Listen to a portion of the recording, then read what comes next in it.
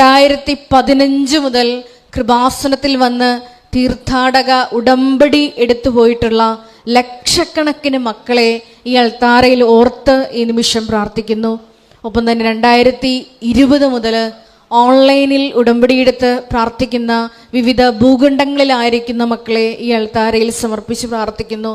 ഒപ്പം തന്നെ വിവിധങ്ങളായ സമയങ്ങളിൽ കൃപാസനത്തിൻ്റെ ഓൺലൈൻ ശുശ്രൂഷകളിൽ ഏറെ പ്രത്യേകമായിട്ട് ഈ ഉടമ്പടി ധ്യാനത്തിൽ പങ്കെടുത്ത് പ്രാർത്ഥിക്കുന്ന മക്കളെ ഈ അൾത്താരയിൽ സമർപ്പിച്ച് പ്രാർത്ഥിക്കുന്നു. ഈശോയെ, എല്ലാവരെയും കൃപാസനത്തിൽ നടന്ന 2004 ഡിസംബർ 7-ാം തീയതി ഉച്ചകഴിഞ്ഞ് 2:30 സമയ ഘടികാരം നെഞ്ചിൽ ചാർത്തി ദൈവമാതാവിൻ്റെ പ്രത്യക്ഷീകരണം നടന്ന ഈ അൾത്താരയിൽ എല്ലാ മക്കളെയും ഈശോയെ പ്രത്യക്ഷീകരണത്തിൻ്റെ സാക്ഷികളാക്കി സാക്ഷ്യമാക്കി ഉയർത്തണമേ എന്ന് പ്രാർത്ഥിക്കുന്നു. ഒരു നിമിഷം നമുക്ക് നമ്മുടെ തന്നെ നൊമ്പരങ്ങൾ ഈശോയുടെ സന്നിധിയിൽ ഇറക്കി വയ്ക്കാം. ഈശോയെ, ഞങ്ങളിൽ കൃപ വന്നു നിറയുവാൻ തടസ്സമായി നിൽക്കുന്ന മേഖലകളെ ഈ ആരാധനയിലൂടെ ഞങ്ങൾക്ക് വെളിപ്പെടുത്തി തരണമേ എന്ന് പ്രാർത്ഥിക്കുന്നു. ഈശോയെ, വീണ്ടും വീണ്ടും പുത്തൻ അഭിഷേകം ഓരോ ആരാധനയിലൂടെയും സ്വീകരിച്ചുകൊണ്ട് ലോകത്തിൻ്റെ അതിർത്തികൾ വരെ നിനക്ക് സാക്ഷ്യം വഹിച്ച് ജീവിക്കുവാൻ ഈശോയെ ആരാധനയിലൂടെ ഞങ്ങളെ അഭിഷേകം ചെയ്യണമേ എന്ന് പ്രാർത്ഥിക്കുന്നു. ദിവ്യകാരുടെ നാഥനെ നമ്മുടെ ജീവിതത്തിലേക്കും വിവിധങ്ങളായ ജീവിത സാഹചര്യങ്ങളിലേക്കും ഒപ്പം തന്നെ ഈ അൾത്താരയിലേക്കും ക്ഷണിച്ചുകൊണ്ട് നമുക്ക് ഇരുകരങ്ങളെ ഉയർത്തി ശക്തമായി സ്തുതിക്കാം. ഹല്ലേലൂയ, ഹല്ലേലൂയ, ഹല്ലേലൂയ. മഹത്വം, മഹത്വം, ആരാധന, ഹല്ലേലൂയ, ഹല്ലേലൂയ. ഈശോയെ, അങ്ങയുടെ ശക്തി ഈ ആലയത്തിൽ ഈ സമയം പ്രകടമാക്കണമേ എന്ന് പ്രാർത്ഥിക്കുന്നു. ഞങ്ങൾ ചൊല്ലിയ ലക്ഷക്കണക്കിന് ജപമാലകളുടെ യോഗ്യതകളാൽ ജീവിതത്തിൽ ഇന്നേ വരെ തീർപ്പ് കൽപ്പിക്കാത്ത വിഷയങ്ങളുടെ മേൽ എത്രയും വേഗം ദൈവിക ഇടപെടൽ ഉണ്ടാകണമേ എന്ന് പ്രാർത്ഥിക്കുന്നു. ഞങ്ങളെ സാക്ഷ്യമാക്കി ഉയർത്തണമേ എന്ന് പ്രാർത്ഥിക്കുന്നു. ഹല്ലേലൂയ, ഹല്ലേലൂയ, ഹല്ലേലൂയ, ഹല്ലേലൂയ, ഹല്ലേലൂയ. ശക്തമായി സ്തുതിച്ച് പ്രാർത്ഥിക്കട്ടെ. ഹല്ലേലൂയ, ഹല്ലേലൂയ. മഹത്വം, മഹത്വം, ആരാധന, ആരാധന. ഹല്ലേലൂയ, ഹല്ലേലൂയ. യേശുവേ നന്ദി, യേശുവേ ആരാധന. ഹല്ലേലൂയ. നേരവും ആരാധനയും സ്തുതിയും പുകഴ്ചയും ഉണ്ടായിരിക്കട്ടെ. പരിശുദ്ധ പരമ ദിവ്യകാരുണ്യത്തിന് നേരവും ആരാധനയും സ്തുതിയും പുകഴ്ചയും ഉണ്ടായിരിക്കട്ടെ. പരിശുദ്ധ പരമ ദിവ്യകാരുണ്യത്തിന് നേരവും ആരാധനയും സ്തുതിയും പുകഴ്ചയും ഉണ്ടായിരിക്കട്ടെ. സ്നേഹം നിറഞ്ഞവരെ, ഏറ്റവും ഭക്തിപൂർവ്വം ദിവ്യകാരുണ്യ സന്നിധിയിലായിരുന്നു കൊണ്ട് കൃപാസനം പ്രത്യക്ഷീകരണ മധ്യസ്ഥ പ്രാർത്ഥന നമുക്ക് ഏറ്റുചൊല്ലാം. അമ്മേ, പരിശുദ്ധ അമ്മേ, അമ്മേ, പരിശുദ്ധ അമ്മേ, ദൈവമാതാവേ, ദൈവമാതാവേ, കൃപാസനത്തിലൂടെ ഞങ്ങൾക്കും ഞങ്ങളുടെ ദേശത്തിനും അമ്മ മാധ്യസ്ഥം തേടിത്തന്ന എല്ലാ അനുഗ്രഹങ്ങൾക്കും കൃപകൾക്കും ഞങ്ങളിപ്പോൾ ഹൃദയം നിറഞ്ഞ നന്ദി പറയുന്നു. നമുക്ക് സ്തുതിച്ച് പ്രാർത്ഥിക്കാം. ഹല്ലേലൂയ. ആരാധന കർത്താവേ സ്തുതിക്കുന്നു. തിരുനാമത്തെ മഹത്വപ്പെടുത്തുന്നു. ഹല്ലേലൂയ. ആരാധന മഹത്വം. ഹല്ലേലൂയ.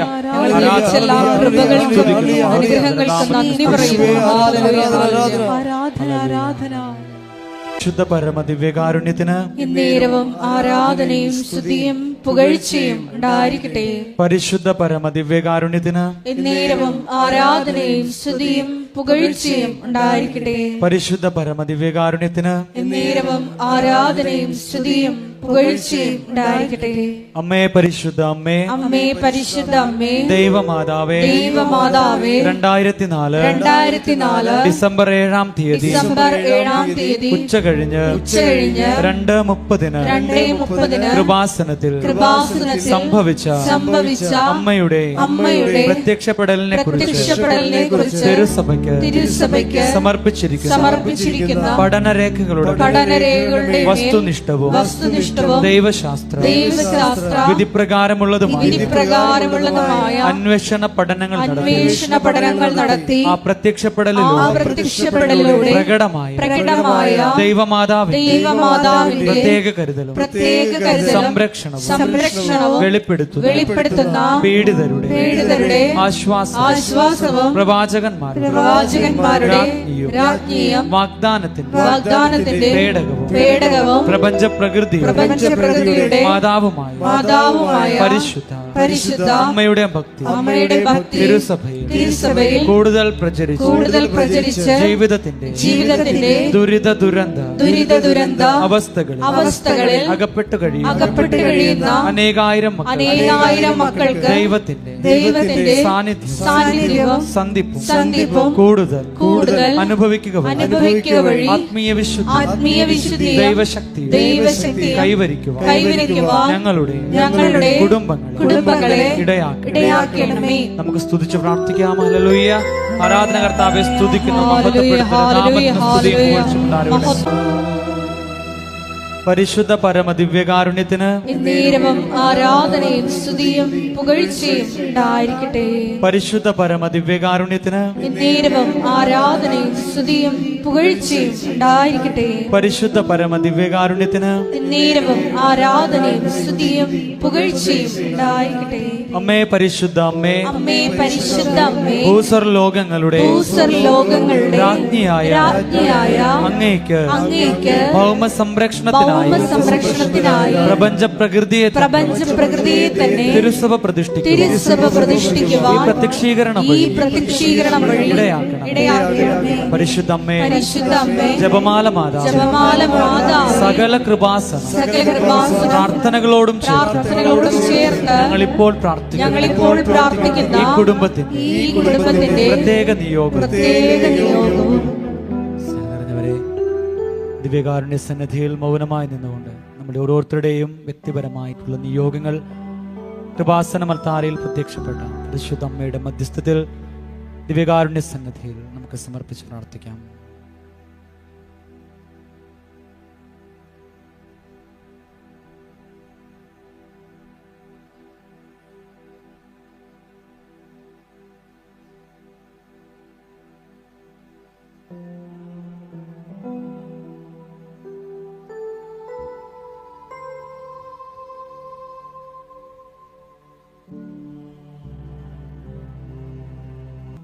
അമ്മയുടെ പ്രത്യക്ഷീകരണത്തിന്റെ ഈ അനുഗ്രഹവേളയിൽ ഞങ്ങൾക്ക് സാധിച്ചു തരുവാൻ കനിയണമേ.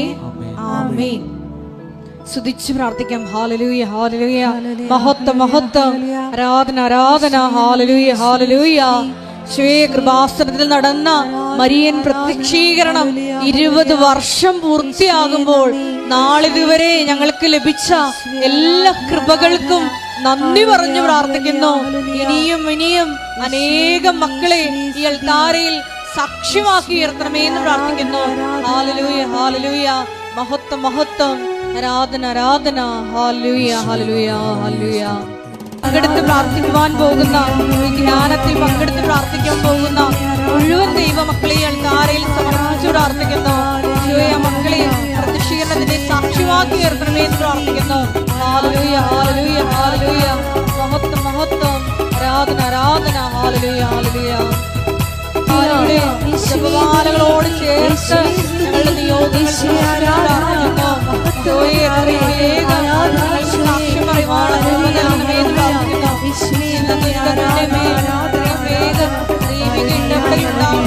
പ്രാർത്ഥിക്കുന്നു. ഹല്ലേലൂയ, ഹല്ലേലൂയ. മഹത്വം, ആരാധന, ആരാധന. ഹല്ലേലൂയ. കൃപാസനത്തിന്റെ എല്ലാ ശുശ്രൂഷ മേഖലകളെയും ഈ അൾത്താരയിൽ സമർപ്പിച്ചു പ്രാർത്ഥിക്കുന്നു. കൃപാസനം എന്ന ദൈവിക സംവിധാനത്തെ തകർക്കാൻ ശ്രമിക്കുന്ന എല്ലാ പൈശാചിക ശക്തികളെയും അഖണ്ഡ ജപമാല മഹാറാലിയുടെ യോഗ്യതയാൽ പരിശുദ്ധ അമ്മയുടെ കാൽക്കീഴിലാക്കുവാൻ ഞങ്ങൾ പ്രാർത്ഥിക്കുന്നു. പ്രത്യക്ഷീകരണത്തിന്റെ സാക്ഷ്യങ്ങളാക്കി ഞങ്ങളെ അൾത്താരയിൽ നിർത്തണമേ എന്ന് പ്രാർത്ഥിക്കുന്നു. ഹല്ലേലൂയ, ഹല്ലേലൂയ. മഹത്വം, മഹത്വം. ആരാധന, ആരാധന. ഹല്ലേലൂയ, ഹല്ലേലൂയ. യേശുവേ ആരാധന. കൃപാസനത്തിലെ എല്ലാ നിർമ്മാണ പ്രവർത്തനങ്ങളെയും ഈ അൾത്താരയിൽ സമർപ്പിച്ചു പ്രാർത്ഥിക്കുന്നു. സമയത്തിന്റെ മേല് അധികാരമുള്ള പരിശുദ്ധ അമ്മയുടെ മധ്യസ്ഥതയാൽ സമയബന്ധിതമായി എല്ലാ നിർമ്മാണ പ്രവർത്തനങ്ങളും പൂർത്തീകരിക്കപ്പെടുവാനും ആഗ്രഹിക്കുന്ന പദ്ധതികൾ അവിടെ നടപ്പിൽ വരുവാനുമുള്ള വലിയ കൃപയ്ക്ക് വേണ്ടി അഖണ്ഡ ജപമാല മഹാറാലിയുടെ യോഗ്യതയാൽ ഞങ്ങൾ പ്രാർത്ഥിക്കുന്നു. എല്ലാ തടസ്സങ്ങളും നീങ്ങിപ്പോകണമേ എന്ന് പ്രാർത്ഥിക്കുന്നു. ഹല്ലേലൂയ, ഹല്ലേലൂയ. മഹത്വം, മഹത്വം, ആരാധന, ആരാധന. ഹല്ലേലൂയ. ശുശ്രൂഷയോടെ ഞങ്ങൾക്ക് ലഭിച്ച കൃപ ഊതിക്കത്തിക്കുവാൻ സാകണമേ എന്ന് പ്രാർത്ഥിക്കുന്നു. ഒക്ടോബർ മാസം വന്നപ്പോൾ അമ്മയുടെ മാസം വന്നില്ലേ? അമ്മ എന്നാ പറഞ്ഞത്? അനുദിന അനുഗ്രഹ പ്രാർത്ഥനയെന്നും പറഞ്ഞ് ഇപ്പോൾ എല്ലാ ദിവസവും 5:30 നമ്മൾ ഒരുമിച്ച് കൂടുന്നു. അതായത് എല്ലാ ദിവസവും 5:30 മണിക്ക് എല്ലാ ദിവസവും 5 മിനിറ്റ് പ്രത്യക്ഷീകരണ പ്രാർത്ഥന ചെല്ലും. പഴയ പ്രത്യക്ഷ പ്രാർത്ഥനയല്ല, അമ്മ ആദ്യം തന്ന പ്രത്യക്ഷീകരണ പ്രാർത്ഥന. അത് വെറും 2 മിനിറ്റേ ഉള്ളൂ. അതുവഴിയാണല്ലോ ലോകം മുഴുവൻ ഇങ്ങനെ യേശുവിലെ അമ്മ വഴി യേശുവിനെ ആശ്രയിച്ചവരെല്ലാം രക്ഷപ്പെട്ടത്. ആ പ്രത്യക്ഷ പ്രാർത്ഥന തിരിച്ച് 5:30 കൊണ്ടുവരും. അപ്പം നിലവിലുള്ള പ്രത്യക്ഷ പ്രാർത്ഥന നിങ്ങൾക്ക് തുടരാം. പക്ഷേ ഇത് 2 മിനിറ്റുള്ള ഒരു ദിവസം. ഇപ്പം നിങ്ങൾ ഇന്ന് ആശുപത്രിയിൽ പോണ ദിവസമാണ്, അല്ലെങ്കിൽ നിങ്ങൾ ഇന്ന് ഇൻ്റർവ്യൂവിന് പോണ ദിവസമാണ്, അല്ലെങ്കിൽ നിങ്ങൾ ബാങ്കിൽ ലോണിന് പോണ ദിവസമാണ്, അല്ലെങ്കിൽ ഇന്ന് നിങ്ങളുടെ അമ്മയുടെ ഓപ്പറേഷനാണ്, അല്ലെങ്കിൽ നിങ്ങൾ ഇന്ന് യൂറോപ്പിലേക്ക് പോണ ദിവസമാണ്, അല്ലെങ്കിൽ നിങ്ങൾ പഠിക്കാൻ പോണ ദിവസമാണ്, അല്ലെങ്കിൽ ഇന്ന് പരീക്ഷയുടെ ദിവസമാണ്, അല്ലെങ്കിൽ ഇന്ന് ജപ്തി ദിവസമാണ്, അല്ലെങ്കിൽ ബാങ്ക് മാനേജർ ഇന്നൊരു കാര്യത്തിൽ ചെല്ലാൻ പറഞ്ഞിരിക്കുന്നത്. ഇന്നത്തെ വിഷയം സമർപ്പിച്ചാണ് എല്ലാ ദിവസവും പ്രാർത്ഥിക്കുന്നത്. ഇന്ന് ഓരോ വിഷയങ്ങൾക്ക് പോണ ആൾക്കാരില്ലേ, അവരെല്ലാം സമർപ്പിച്ച് അതാത് വിഷയത്തിന് വേണ്ടിയാണ് അന്നുള്ള ആഹാരം പോലെ അവർ ഡെയിലി ബ്രെഡ് അന്നു വേണ്ട ആഹാരം പോലെ അന്നത്തെ വിഷയമാണ് അന്ന് പറയണത്. അപ്പം അതുകൊണ്ട് തന്നെ ഇതിൻ്റെ അകത്ത് നിങ്ങൾ എല്ലാവരും പങ്കെടുക്കുകയും ചെയ്യണം. എല്ലാവർക്കും അത് ഷെയർ ചെയ്ത് കൊടുക്കണം. 5:30 കൃത്യമായിട്ട് അത് തുടങ്ങിയിരിക്കും രാവിലെ. അപ്പോൾ 5:30 വന്നു കഴിയുമ്പോൾ നമുക്ക് ഒരുമിച്ച് നമ്മൾ പ്രാർത്ഥിക്കുകയാണ്. ഇന്നത്തെ ആവശ്യം നിങ്ങളുടെ ആവശ്യത്തിന് വേണ്ടി. ചിലർക്ക് വിസയ്ക്ക് പോണവരുണ്ടാകും, ചിലർക്ക് പാസ്പോർട്ടിന് പോണവരുണ്ടാകും, ചിലർക്ക് സർട്ടിഫിക്കറ്റ് വാങ്ങിക്കാൻ പോണവരുണ്ടാകും, ചിലർക്ക് പരീക്ഷയ്ക്ക് പോണവരുണ്ടാകും, ചിലർക്ക് സ്ഥലം അളക്കാൻ പോണവരുണ്ടാകും, ചില പ്രസവത്തിന് പോണവരുണ്ടാകും, ചിലർ മനസ്സമ്മതമാകാം, ചിലപ്പോൾ കല്യാണത്തിന് പെണ്ണ് ചോദ്യത്തിന് പോണവരുണ്ടാകാം. ഈ വിഷയങ്ങളെല്ലാം എടുക്കും. മനുഷ്യൻ്റെ അനുഭവം, മനുഷ്യൻ്റെ ജീവിതം. കാര്യം പണ്ടും കൃപാസനത്തിൻ്റെ തന്നിരിക്കുന്ന ഒരു കാര്യം അതാണ്, help those who have all kind of troubles. അതാ 1 Corinthians 1:4 എല്ലാത്തരം ക്ലേശങ്ങൾ അനുഭവിക്കുന്നവരെയും സഹായിക്കുക. അതാണ് അപ്പോസ്തലികമായ പൗലോസ് അപ്പോസ്തലൻ്റെ വാക്കാണത്. അപ്പോൾ എല്ലാത്തരം ക്ലേശം അനുഭവിക്കുന്നവരെയും ആശ്വസിപ്പിക്കാൻ വേണ്ടി ഉള്ള ഒരു ശുശ്രൂഷയ്ക്കാണ് അമ്മ തുല്യം ചാർത്തിയത്. തൻ്റെ പ്രത്യക്ഷീകരണത്തിലൂടെ ദുരന്തമുണ്ടാകാൻ പോകണോ, ഒരു വ്യക്തി ദുരന്തം മാത്രമല്ല, ലോകത്തിന് മുഴുവന് വേണ്ടി പ്രാർത്ഥിക്കാൻ നിങ്ങളെ ചുമതലപ്പെടുത്തുന്നു. എന്തൊരു ദൈവാനുഗ്രഹമാണ്. ദൈവം മുദ്ര വെച്ച ഒരു സ്ഥാപനത്തിൻ്റെ ശുശ്രൂഷകരായും അതുപോലെ തന്നെ അതിൻ്റെ ഭാഗമാകാൻ കഴിയണത് ദൈവത്തിൻ്റെ വിളിയാണ്. കൈയടിക്കട്ടെ. ഹല്ലേലൂയ, ഹല്ലേലൂയ, ഹല്ലേലൂയ. അപ്പോൾ ഇനി മുതൽ നമുക്ക് എല്ലാ ദിവസവും 5:30 മണിക്ക് കണ്ടുമുട്ടും അല്ലേ? ഓക്കെ, മൊബൈലൊക്കെ ഓൺ ചെയ്ത് കൃത്യമായിട്ട് നിന്നേക്കണം. പരിശുദ്ധ പരമദിവ്യകാരുണ്യത്തിന് പരിശുദ്ധ പരമദിവ്യകാരുണ്യത്തിന്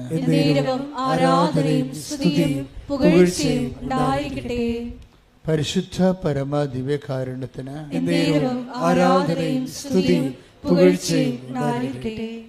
എൻ്റെ ദൈവപൈതലേ, ദൈവത്തെ ഏറ്റവും ലളിതമായി അനുഭവിക്കാൻ കഴിയുന്ന ഒരു സന്നിധാനത്തിലാണ് ദൈവം നമ്മളെ എത്തിച്ചിരിക്കുന്നത്. ഇവിടെ ദൈവാനുഭവം വളരെ ലളിതമാവുകയാണ്. ഒരു സങ്കീർണതയുമില്ല. കാരണം നിൻ്റെ പ്രശ്നങ്ങൾ സങ്കീർണമാണ്, അതുകൊണ്ട് അതിനുള്ള പരിഹാരം ലളിതമാണ്. അപ്പോൾ കാര്യം മനുഷ്യന് അതിസങ്കീർണമായ, ഞങ്ങളൊക്കെ പഠിക്കുന്ന കാലത്ത് അബ്സ്ട്രാക്റ്റ് പ്യുവർ ആക്ട് എന്നൊക്കെ പറയും. എന്ന് വെച്ച് കഴിഞ്ഞാൽ നമ്മുടെ ബുദ്ധിക്ക് കൊണ്ടുപോലും മനസ്സിലാക്കാൻ പറ്റാത്ത അതിസങ്കീർണമായ ദൈവ സാന്നിധ്യത്തെ വളരെ ലളിതമായ രീതിയിൽ സംലഭ്യമാക്കുന്ന. എന്തുകൊണ്ടാണ് അങ്ങനെ ആക്കുന്നത്? നമ്മുടെ ജീവിതം സങ്കീർണമായത് കൊണ്ടാണ്. നമ്മുടെ ജീവിതവും സങ്കീർണം, ദൈവവും സങ്കീർണമാണെങ്കിൽ നമ്മുടെ ആധ്യാത്മിക അന്വേഷണം സമാന്തര രേഖയായി പോവും. സമാന്തര രേഖകൾ സന്ധിക്കാറില്ല അല്ലേ? നമ്മുടെ ജീവിതം സങ്കീർണമായി, ജീവിത പ്രസംഗം സങ്കീർണമായതപ്പോൾ ദൈവം അതിൻ്റെ പരിഹാരം എന്ത് ചെയ്ത്? തൻ്റെ പരിഹാരം സാന്നിധ്യം ലളിതമാക്കി. ആധ്യാത്മികത എന്ന് പറഞ്ഞാൽ സത്യസന്ധമായ ആധ്യാത്മികത എപ്പോഴും ലളിതമായിരിക്കും. കാര്യം എന്ന് വെച്ച് കഴിഞ്ഞാൽ ആധ്യാത്മികതയെ നമ്മൾ സങ്കീർണമാക്കി കഴിഞ്ഞാൽ അത് ക്വാളിഫൈഡ് സ്കിൽഡ് പേഴ്സൻ്റെ കസ്റ്റഡിയിലായി പോകും ദൈവം. എനിക്ക് മനസ്സിലായില്ലേ? ആദിമസഭയിലൊക്കെ അങ്ങനെ സംഭവിക്കും. ആദിമസഭയിലല്ല, ഫരിസേയ കാലഘട്ടങ്ങളിലെ കർത്താവിൻ്റെ കാലത്ത് അങ്ങനെ സംഭവിച്ചു. ആധ്യാത്മികത അവർ സങ്കീർണമാക്കിയിട്ട് ഒരു ക്വാളിഫൈഡ് ഹാൻഡ്സിൻ്റെ കയ്യിലായിപ്പോയി. അപ്പോൾ പാവപ്പെട്ടവൻ എന്ത് ചെയ്യും? പ്രാന്തവൽക്കരിക്കപ്പെട്ടു പോകും. ഇടയന്മാർ കാട്ടിലോട്ട് പോകും, മത്സ്യത്തൊഴിലാളികൾ കടലിലോട്ട് പോകും. കാര്യം എന്താണ്? പൊതുജീവിതത്തിൽ നിന്ന് അവർ തള്ളിയകറ്റപ്പെടും. മനുഷ്യൻ പൊതുജീവിതത്തിൽ നിന്ന് തള്ളിയകറ്റപ്പെടുന്നത് എന്തുകൊണ്ടാണ്? അവൻ്റെ സമൂഹത്തിൻ്റെ മുഖ്യധാരത്തിലേക്ക് മനുഷ്യൻ വരാൻ പറ്റാതിരിക്കുന്നത് ഈ മുഖ്യധാര കൈയടക്കുന്ന ഒരു വർഗം എപ്പോഴും ഉണ്ടാവും. ഇന്ത്യയിൽ ബ്രാഹ്മണിസം ഉണ്ട്, അതൊരു വർഗമാണ് ശരിക്കും പറഞ്ഞാൽ. അവർ മന്ത്രങ്ങളിലൂടെയൊക്കെ എല്ലാം അതിസങ്കീർണ ദൈവത്തിൻ്റെ സങ്കല്പത്തെ സങ്കീർണമാക്കി. അത് തന്നെയാണ് ഇസ്രായേലിനെ സംഭവിച്ചത്. ദൈവത്തെ ഹോളി ഓഫ് ഹോളീസിൽ അവർ അടച്ചുപൂട്ടിയതിന് ശേഷം പിന്നീട് പുരുഷന്മാരുടെ സ്ഥലം, സ്ത്രീകളുടെ സ്ഥലം, വിജാതിയുടെ സ്ഥലം, സോളമൻ്റെ സ്ഥലം എന്നൊക്കെ പറഞ്ഞുകൊണ്ട് സ്ഥലങ്ങൾ നിശ്ചയിച്ച് കൊടുത്തിട്ട് കുറിച്ച് വെച്ചു. എന്താ വെച്ചാൽ ഈ വരച്ചിട്ട് ഇപ്പുറത്ത് കടക്കരുതെന്ന് പറഞ്ഞ്. ഇത് ഞങ്ങൾക്കുള്ളത്. ഞങ്ങൾ പറയാം ദൈവം ആരാണെന്ന് പറയാം, ഞങ്ങൾ പറയാം ദൈവത്തെ എങ്ങനെയാണ് അനുഭവിക്കേണ്ടതെന്ന് പറയാം. ഇതിപ്പോൾ ഞങ്ങൾ പറയാമെന്ന് പറഞ്ഞൊരു വർഗം എല്ലാ മതങ്ങളിലും എക്കാലത്തും ഉണ്ടാവും. അത് എപ്പോഴും ഉണ്ടായിട്ടുമുണ്ട്. അത് മനുഷ്യരാശിയുടെ കൂടെയുള്ള ഒരു സഞ്ചാരമാണ് അതിനുള്ളത്. ഇക്കാലത്തും ഉണ്ട്. പണ്ഡിതന്മാരെന്ന് പറഞ്ഞൊരു വർഗം. അപ്പോൾ ദാറ്റ് മീൻസ് പാമരന്മാരെന്ന് പറഞ്ഞ് വേറെ വർഗം രൂപപ്പെട്ട് വന്നു. അതായത് പാമരന്മാരെന്നൊരു വർഗം ഇങ്ങനെ അഡ്രസ്സ് ചെയ്യപ്പെടാതെ നിൽക്കുന്നത് കൊണ്ടാണ് ഈ നമ്മൾ പണ്ഡിതന്മാരെന്ന് പറഞ്ഞൊരു വർഗം ഉണ്ടാകുന്നത്.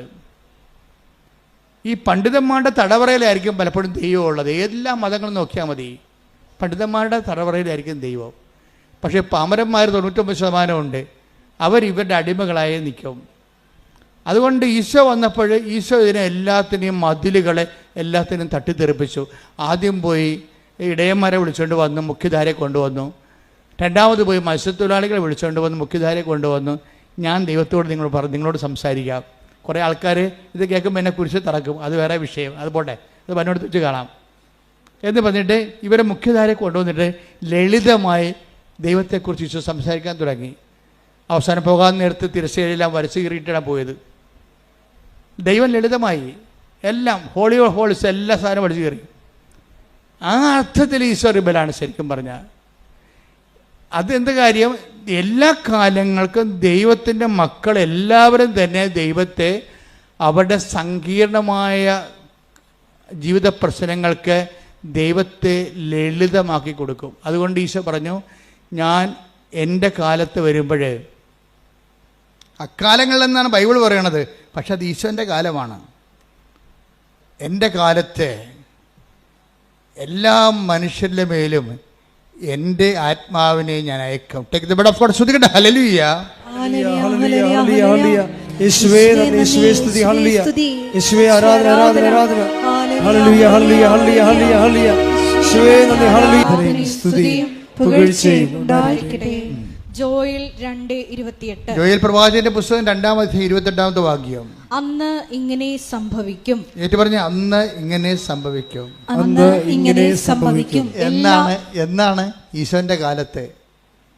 ഈശോന്റെ കാലം എന്ന് തുടങ്ങിയെന്ന്, എന്നാണ് നീ ഈശോനെ സത്യസന്ധമായിട്ട് സ്വീകരിക്കണമെന്ന് ഉള്ളിൽ കൊതി തോന്നുന്നുവോ അന്ന് മുതലേ ഈശോന്റെ കാലം തുടങ്ങും. മനസ്സിലായില്ലേ? ഈശോന്റെ കാലം എന്ന് പറഞ്ഞാൽ 2000 കൊല്ലത്തിന് മുമ്പതല്ല. എന്നാണ്, ഏത് നിമിഷമാണ്. ഇപ്പം നീ ക്രിസ്ത്യാനിയാകാം, പാരമ്പര്യ കത്തോലിക്കനാകാം, അല്ലെങ്കിൽ നോൺ ക്രിസ്ത്യൻ ആകാം. നമുക്ക് ഏത് അവസ്ഥയിലും ഇങ്ങനെ ഈ ബ്രാൻഡിലൊക്കെ എല്ലാം നമ്മൾ അറിയപ്പെട്ടാലും ശരി, മനുഷ്യന് ഏതെങ്കിലും ഒരു സമയം ഉണ്ടാവും. എന്താണ്? ഈശോനെ അറിയണമെന്ന് ആത്മാർത്ഥമായിട്ട് സ്വന്തമായിട്ട് ആഗ്രഹിക്കുന്ന ഒരു സമയം. മറ്റുള്ളവരൊക്കെ പറയണ ഒരു സമയം ഉണ്ടാവും, കേൾക്കുന്നൊരു കാലം ഉണ്ടാവും. പക്ഷെ നിൻ്റെ ജീവിത പ്രശ്നത്തിൽ സ്വന്തമായിട്ട് ദൈവത്തെ എനിക്ക് വേണം, എനിക്ക് സ്വന്തമായിട്ട് പ്രാർത്ഥിക്കാൻ കഴിയണം, എനിക്ക് സ്വന്തമായിട്ട് ദൈവത്തോട് സംസാരിക്കാൻ കഴിയണം, എനിക്ക് സ്വന്തമായിട്ട് ദൈവത്തോട് ഇടപെടാൻ കഴിയണം.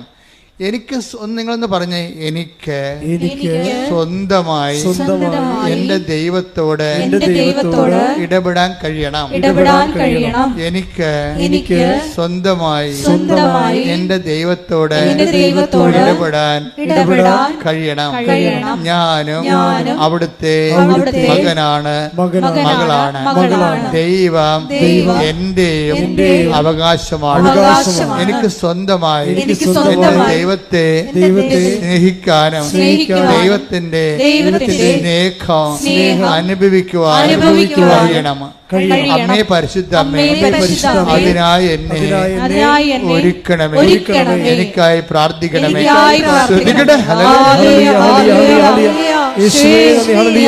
എന്നുമെന്നും കൂടെ ഇരിപ്പാൻ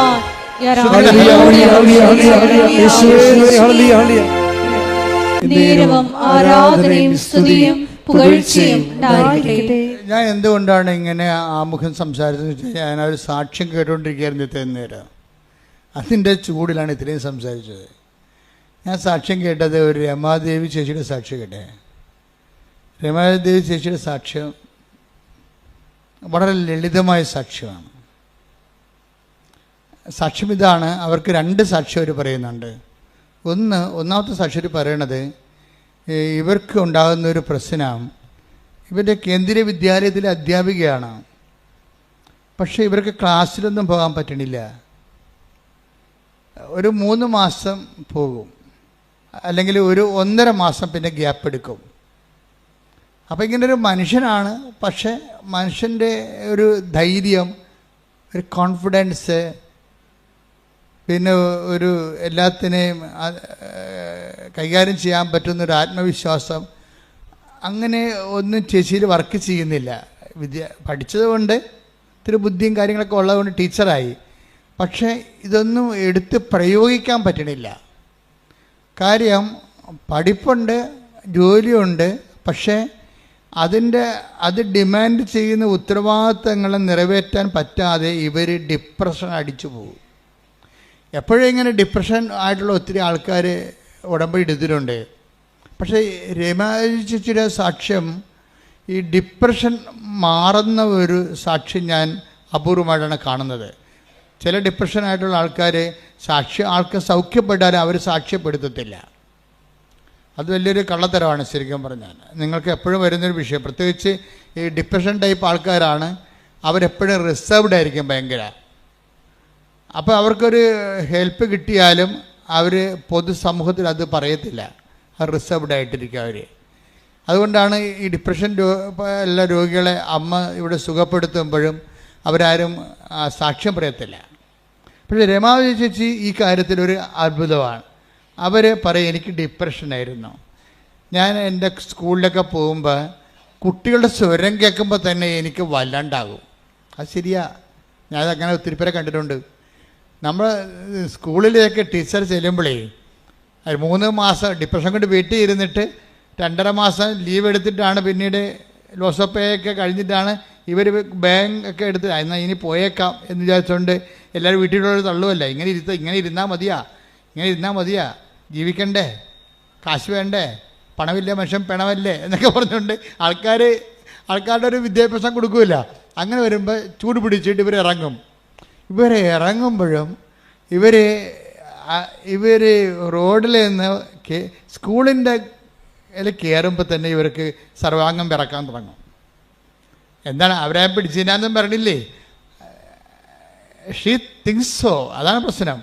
ആരും പിടിച്ചില്ലാന്ന് പറഞ്ഞില്ല. അവരെന്ത് വിചാരിക്കും, ടീച്ചർ മാസ്റ്റർ എന്ത് വിചാരിക്കും, പിള്ളേർ എന്നെ നോക്കണത്, പിള്ളേർ എന്നെ നോക്കിയായിരിക്കും. ആരും നോക്കണമെന്നില്ല, ടീച്ചറെ കണ്ടില്ല, അവർ നോക്കി, അത്രേ ഉള്ളൂ.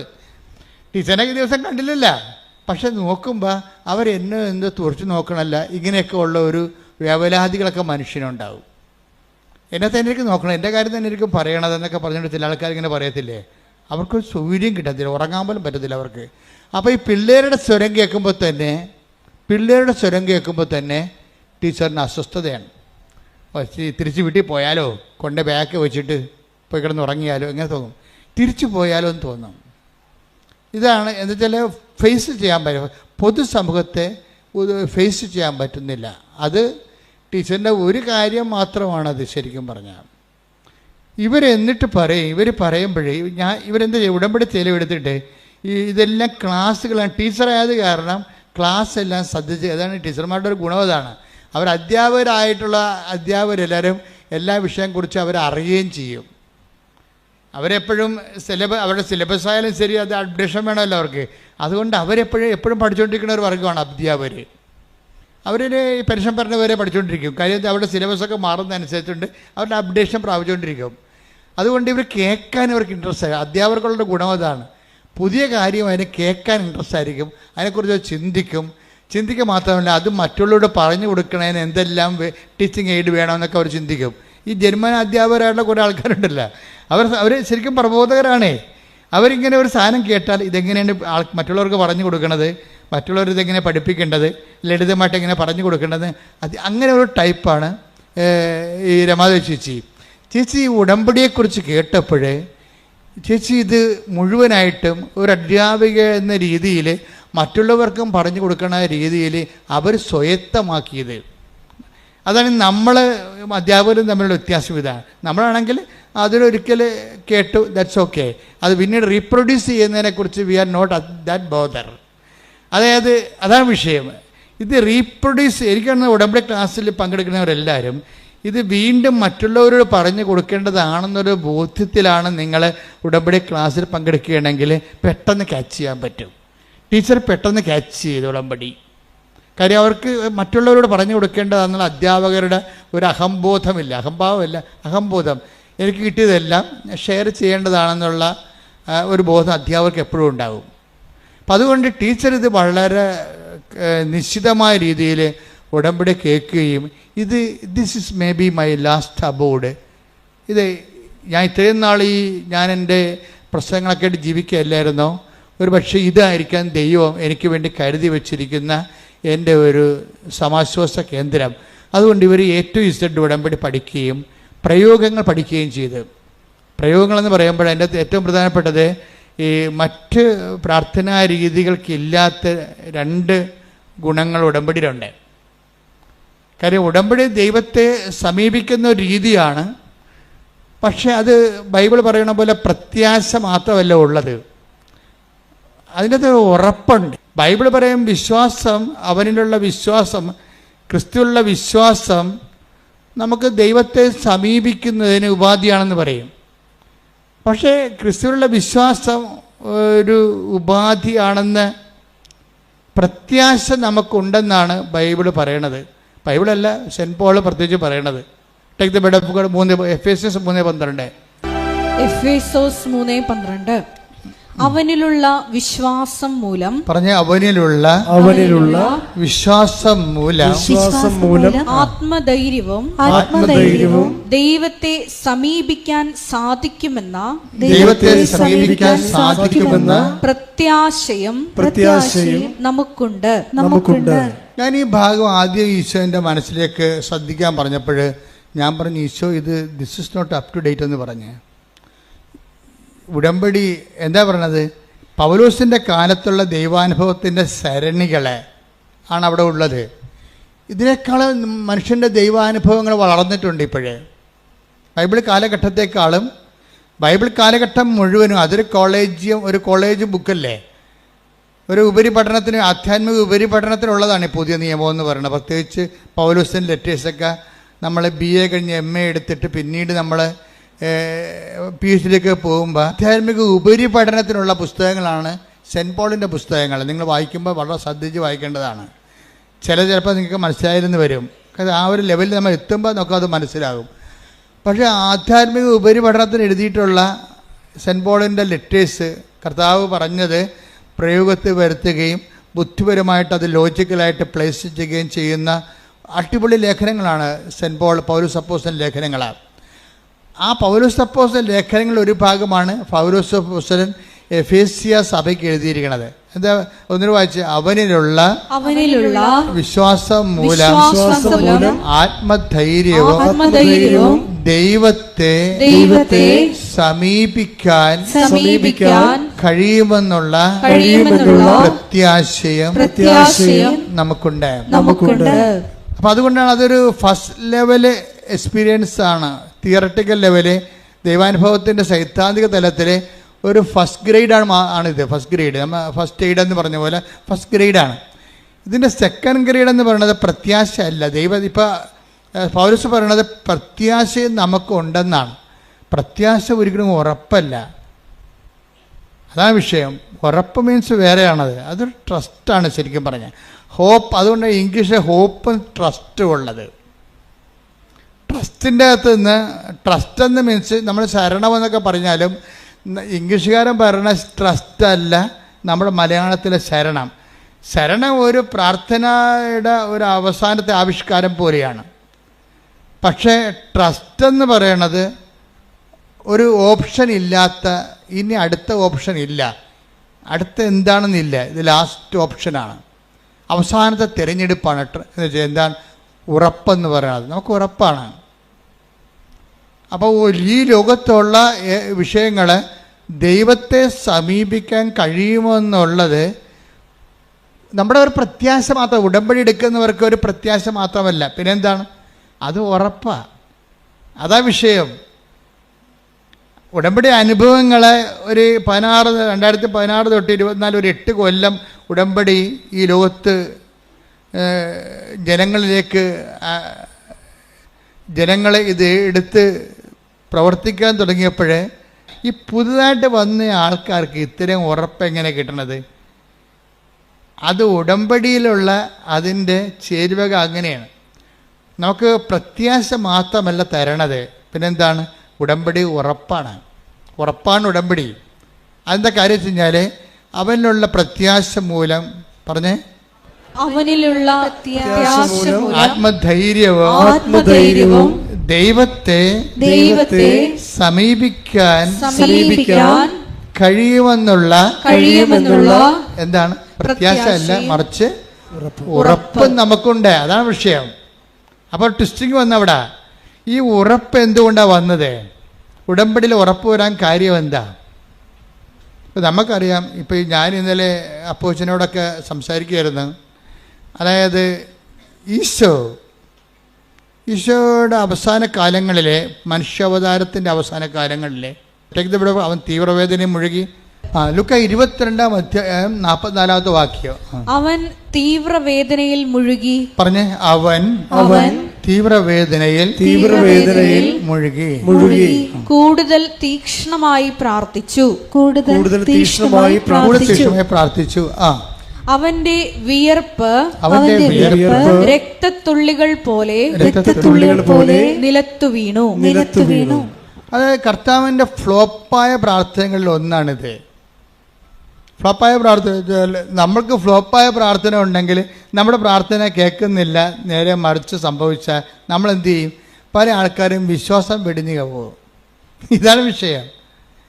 ഈശോ മനുഷ്യനായതിൻ്റെ പേരിലുണ്ടായ ഏറ്റവും വലിയ കോൺട്രിബ്യൂഷൻ എന്ന് പറയണത് ആധ്യാത്മികതയ്ക്ക് ഒരു ക്രൈസ്റ്റ് സ്റ്റാൻഡേർഡ് വന്ന്, ക്രിസ്തുവിൻ്റെ ഒരു നിലവാരം. ആധ്യാത്മികത കുറച്ച് സീരിയസ് ആയി. ആധ്യാത്മികത സങ്കല്പങ്ങളിൽ നിന്ന് രക്ഷപ്പെട്ടു. പലതരത്തിലുള്ള അഭ്യൂഹങ്ങളിൽ നിന്ന് ആധ്യാത്മികതയെ ഈശോ രക്ഷപ്പെടുത്തി കൊണ്ടുപോകുന്ന 22:44 ഈശോ എന്താ പ്രാർത്ഥിക്കണത്? സാധ്യമെങ്കിൽ പിതാവേ, ഈ പാനപാത്രം എന്നെ കടന്നു പോകട്ടെ. അതാണ് പ്രാർത്ഥിക്കുന്നത്. അപ്പോൾ പരിശുദ്ധാത്മാ പറയും, ഈ പ്രാർത്ഥനയ്ക്ക് കുറച്ച് എററുണ്ട്, ഇത് എന്തുമാത്രം ഇത് മുഴുവനും ചിലപ്പോൾ റിജക്റ്റ് ചെയ്യാൻ സാധ്യതയുണ്ട് എന്ന് ഈശോയോട് പരിശുദ്ധാത്മാവ് പറയും. ഉടനെ ഈശോ പരിശുദ്ധാത്മാവിൻ്റെ ആ ആലോചന കിട്ടിക്കഴിഞ്ഞപ്പോൾ ഒരു കഷ്ണം കൂടി കൂട്ടിച്ചേർക്കും. എന്താണ്? എങ്കിലും എൻ്റെ ഇഷ്ടമല്ല. അതാണ് പരിശുദ്ധാത്മാവ് ഉണ്ടായിരുന്ന ഗുണം വെച്ചാൽ നമ്മുടെ പ്രാർത്ഥനയുടെ ബയോളജി ഒന്ന് തിരുത്തും. നമ്മളെ തിരുത്തത്തില്ല. നമ്മുടെ പ്രാർത്ഥനയെ നമ്മൾ തിരുത്തത്തില്ല. നമ്മളാ പ്രാർത്ഥനയിൽ തന്നെ ഉറച്ചു നിൽക്കും. പക്ഷെ പരിശുദ്ധാത്മാവ് ഉണ്ടെങ്കിൽ പ്രാർത്ഥന തിരുത്തും. ഇപ്പം ഈശോ എന്താ പ്രാർത്ഥിച്ചത്? 22:44 എന്താ പ്രാർത്ഥിച്ചത്? സാധ്യമെങ്കിൽ പിതാവേ, പറഞ്ഞേ, സാധ്യമെങ്കിൽ പിതാവേ, ഈ പാനപാത്രം എന്നെ കടന്നു പോകട്ടെ. പാനപാത്രം എന്ന് പറഞ്ഞാൽ എന്താണ്? കുരിശുമരണമാണ്. കുരിശുമരണം എനിക്ക് സംഭവിക്കാതിരിക്കട്ടെ. എന്താ, I am so fear about it. ഞാനിങ്ങനെ ഒരുതരം ആങ്സൈറ്റിയിലാണ് ഈ വിഷയം. ഇപ്പോൾ ദൈവത്തിൻ്റെ തിരുസന്നിധിയിൽ ഉള്ളതുപോലെ പറയും. അതാണ് പ്രാർത്ഥന. ഈശോയുടെ പ്രാർത്ഥനയുടെ ഒരു പ്രത്യേകത അതാണ്. നിങ്ങളും അങ്ങനെ ഇരിക്കണം, ഞാനും അങ്ങനെ ഇരിക്കണം. എന്താ സംബന്ധിച്ചത്, നമുക്ക് what you feel you just place as it is.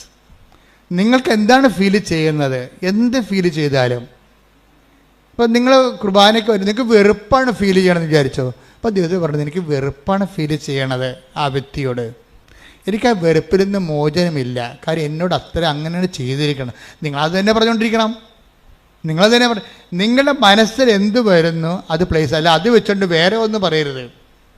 വേറെ ഒന്നും, വാട്ട് യു ഫീൽ. നിങ്ങൾക്ക് ചിലപ്പോൾ ഈ മദ്യത്തോട് കൊതിയാണ് തോന്നണമെന്ന് വിചാരിച്ചോ. ഈശോ ഉടമ്പടി എടുത്തിട്ടുണ്ട്, എനിക്ക് മദ്യത്തോട് കാണുമ്പോൾ കൊതി തരണം. അപ്പം അങ്ങനെ തന്നെ പറയണം. അത് പല പ്രാവശ്യം പറയാവുന്നേ ഉള്ളൂ.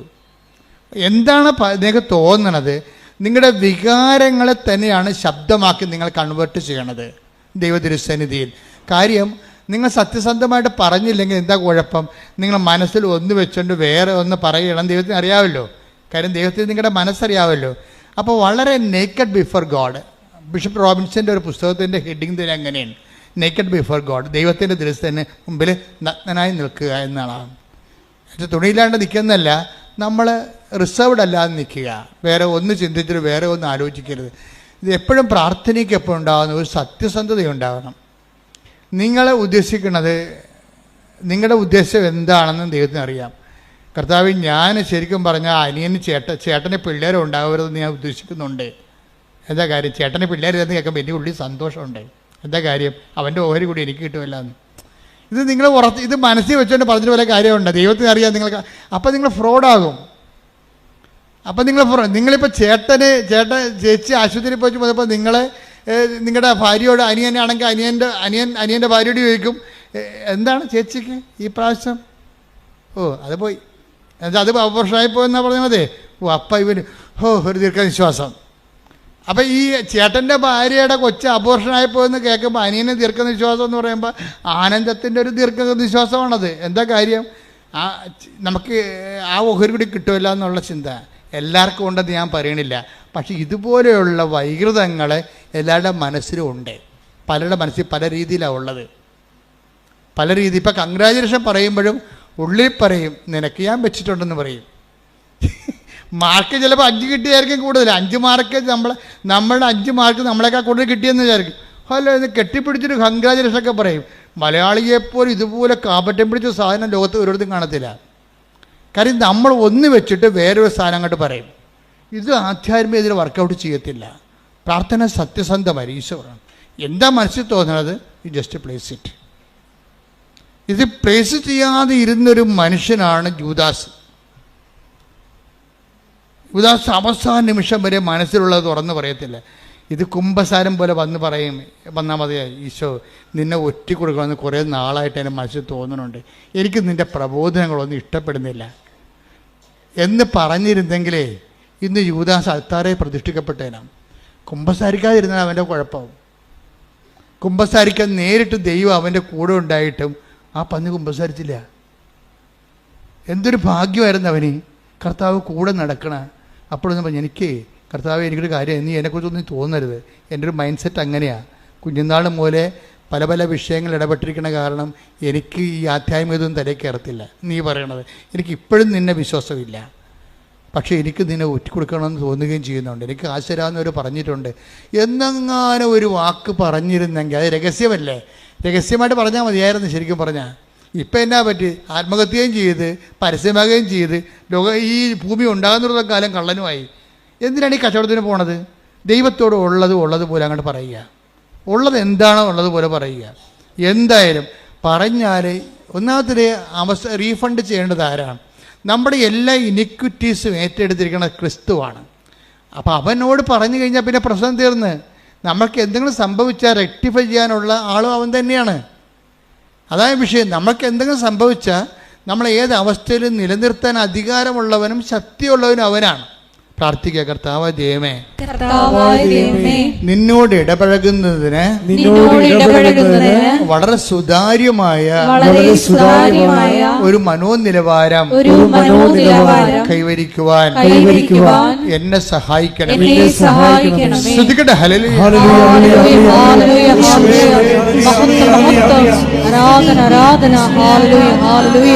അല്ലാതിരുന്ന കൊണ്ടാണ് അവസാനം ഈശോയ്ക്ക് വെള്ളവും പാത്രവും കച്ചയും അരക്ക് കച്ചയും കെട്ടി വെള്ളവും പാത്രവും എടുത്ത് ഇറങ്ങേണ്ടി വന്നത്. ഈ കാല് കഴുകലൊക്കെ സംഭവിക്കുന്നത് യൂദാസ് എന്ന ഒറ്റ പേഴ്സൻ്റെ നിലപാടിൻ്റെ ഭാഗമായിട്ടാണ്. അങ്ങനെ വേണമെങ്കിൽ ചിന്തിക്കാനുള്ള സാഹചര്യ തെളിവ് ബൈബിൾ തരുന്നുണ്ട്. ഞാൻ ആ പ്രൊവിഷൻ ഉപയോഗിച്ചുകൊണ്ടാണ് ധ്യാനിക്കണത്. എന്താ പറയണത്? എല്ലാവരുടെയും പാദങ്ങളെ ഇവൻ ചുറ്റി നടന്ന് കഴുകും. യൂദാസിനെയും ആ കൂട്ടത്തിൽ കഴുകും. കഴുകിയിട്ടുവൻ പറഞ്ഞ ഡയലോഗാണ് പ്രധാനപ്പെട്ടത്. നിങ്ങളെല്ലാവരും ശുദ്ധിയുള്ളവരാണ്. അതാണ്. കുളി കഴിഞ്ഞവൻ്റെ പാദങ്ങൾ മാത്രം കഴുകിയാൽ മതി എന്ന് പറഞ്ഞിട്ട് പറയും നിങ്ങളെല്ലാവരും ശുദ്ധിയുള്ളവനാണ്, പക്ഷേ ഒരാളല്ലെന്ന് പറയും. ആ ഒരാൾ ഈ പാദം കഴുകാൻ വേണ്ടി ഗുരു തന്നെ കച്ചയും കെട്ടി ഇറങ്ങി ഇവൻ്റെ പാദങ്ങളെല്ലാം കഴുകി കൊടുത്തിട്ടും ആ നിലപാടിൽ നിന്ന് യൂദാസിന് രക്ഷപ്പെടാൻ പറ്റുന്നില്ല. അത് ഭയങ്കര സംഭവമാണ്. അതായത് നമ്മളുടെ ഒരു പാപാവസ്ഥയിൽ നിന്ന് രക്ഷപ്പെടാൻ പറ്റാത്ത അവസ്ഥ, എനിക്ക് തോന്നുന്നു അതാണ് ഏറ്റവും വലിയ ദുരന്തമെന്ന് തോന്നണം. ഇപ്പം കൃപാസന അമ്മ പറയുന്ന ഒരു വാക്ക് ദുരന്തം ഉണ്ടാകാൻ പോകുന്നുവെന്ന് പ്രാർത്ഥിക്കണമെന്നല്ലേ. ആധ്യാത്മിക ദുരന്തങ്ങളിൽ ഒന്ന് നമ്മളുടെ ഒരു സ്ഥിതിവിശേഷത്തിൽ നിന്ന് രക്ഷപ്പെടാൻ പറ്റുന്നില്ല. ഇപ്പം നിങ്ങൾക്കൊരു ജീവിത പങ്കാളിയുണ്ട്, വേറെ ഒരു സ്ത്രീയുമായിട്ട് നിങ്ങൾക്ക് ചുറ്റിക്കളിയുണ്ട്. അപ്പം നീ എന്താ പറയണേ? ഒക്കെ ശരിയാവും. അപ്പം രണ്ടാമത്തെ അവൾ ചോദിക്കും, ഓരോ മനുഷ്യ നിങ്ങളെന്നെ ഉപേക്ഷിച്ച് കളയവാ? അല്ല, ഒരിക്കലും എൻ്റെ കടുത്ത തല ഉണ്ടെങ്കിൽ ഞാൻ ഉപേക്ഷിക്കത്തില്ല എന്ന് വെച്ചാൽ യൂദാസ് അവൻ മാറാൻ അവന് പറ്റണില്ല. ശരിക്കും പറഞ്ഞാൽ അവന് പറ്റണില്ല, അതാണ് പ്രശ്നം. അപ്പം അങ്ങനെ വരുമ്പോൾ അത് ഇതുപോലൊരു വിഷ സർക്കിളിൽ ചെന്ന് ചാടും. ഒരു ബ്ലാക്ക് റിലേഷനിൽ ചെന്ന് നിങ്ങൾ ചാടി വിചാരിച്ചു. നിങ്ങൾ ദൈവത്തോട് എപ്പോഴും തുറന്ന് പറയണം. തുറന്ന് പറയുമ്പോൾ ഒരു കാപട്യം അതിൻ്റെ അകത്തുണ്ട്. എന്ന് വെച്ചാൽ നിങ്ങൾ പറയും, ദൈവമേ ഈ അപരാധി ബന്ധത്തിൽ നിന്ന് എന്നെ രക്ഷപ്പെടുത്തണമേ എന്ന് പറയുമ്പോഴും, ദൈവമേ നീ തീരുമാനം അങ്ങനെ എടുത്തു പോരുത് കേട്ടാന്ന് പറയും. മനസ്സിലായില്ലേ? ഇതിൻ്റെ അകത്താണ് ഈ മനുഷ്യത്വം കിടന്ന് കളിക്കണ കളി. എന്ന് വെച്ചാൽ നമ്മൾ തുറന്ന് സംസാരിക്കുകയും ചെയ്യും. ഇപ്പം എന്തെങ്കിലും ദുശ്ശീലം നിങ്ങൾക്ക് ഉണ്ടെന്ന് വിചാരിച്ചോ, സിറിഞ്ച് എടുക്കുന്ന പരിപാടി എന്തൊക്കെ ഉണ്ടെന്ന് വിചാരിച്ചോ, അത് കളയണം നിങ്ങൾക്ക് ആഗ്രഹമുണ്ട്. കളയണം ദൈവത്തോട് പ്രാർത്ഥിക്കുമ്പോഴും നിങ്ങൾ ഉള്ളിൽ പ്രാർത്ഥിക്കണം, ദൈവമേ എന്തെങ്കിലും ഒരു സംഭവം തടയില്ലാതെ എങ്ങനെ ജീവിക്കും മനുഷ്യൻ? അതെ, എന്തെങ്കിലും ഒരു പാളം തെറ്റിയ പരിപാടി ഇല്ലാതെ എങ്ങനെ ഞാൻ സർവൈവ് ചെയ്യും? എൻ്റെ ദൈവപൈതലെ അതുകൂടി നീ ദൈവത്തിനെ ഏൽപ്പിക്കണം. കർത്താവ്, ഞാൻ ഇങ്ങനെ ചിന്തിക്കുന്നുണ്ട്, എനിക്ക് ഈ ഒരു ദുഷിച്ച ബന്ധത്തിൽ നിന്ന് രക്ഷപ്പെടാൻ ആഗ്രഹമുണ്ട്, അത് ഞാൻ നിന്നോട് തുറന്ന് പറയുന്നുണ്ട്. പക്ഷെ അപ്പോഴും എനിക്ക് പേടിയാണ്, നീ എങ്ങനെ ഇടപെട്ടിട്ട് അവൾ വല്ലതും ചത്തുപോവുകയും ഞാൻ വല്ലതും വണ്ടിക്കടിയിൽ പോവുകയൊക്കെ ഞാൻ സംഗതി കുഴപ്പമാണ്. അതൊന്നും വേണ്ട കർത്താവോ, നീ എന്നോട് ക്ഷമിച്ചാൽ മതി, ഞാൻ ഈ ബന്ധം കണ്ടിന്യൂ ചെയ്തോളാമെന്ന്. അതാ പ്രശ്നം. നീ എന്നോട് അപ്പം ദൈവത്തിനടുത്ത് വരണേ എന്തിനാണ്? നിൻ്റെ ചുറ്റിക്കളിയെല്ലാം കറക്റ്റാകുകയും ചെയ്യണം, ദൈവം നിന്നോട് ക്ഷമിക്കുകയും ചെയ്യണം. ദിസ് ഈസ് കാപട്യം, ഇത് ഫ്രോഡാണ് ഈ പരിപാടി. നീ തുറന്ന് പറയുമ്പോൾ തന്നെ ഉള്ളിരിപ്പെല്ലാം തുറന്ന് പറയണം. പിതാവിനോട് തുറന്ന് പറയാൻ പറ്റാത്തൊരു കേസ് കെട്ടാണ് ഇപ്പോൾ ഈശോ പ്രാർത്ഥിക്കണത്. എന്താ കാര്യം? ഇതിനു വേണ്ടിയാണ് വന്നതെന്ന് പല പ്രാവശ്യം ഈശോ തന്നെ പറയുന്നുണ്ട്.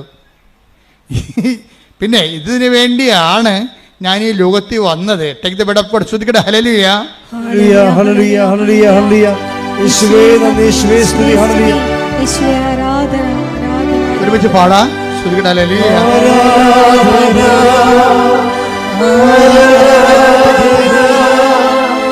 യേശുവേ ആരാധന, ആരാധന, ആരാധന. യേശുവേ ആരാധന, ആരാധന, ആരാധന.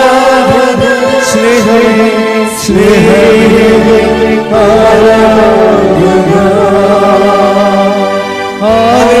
ഹല്ലേലൂയ ഹല്ലേലൂയ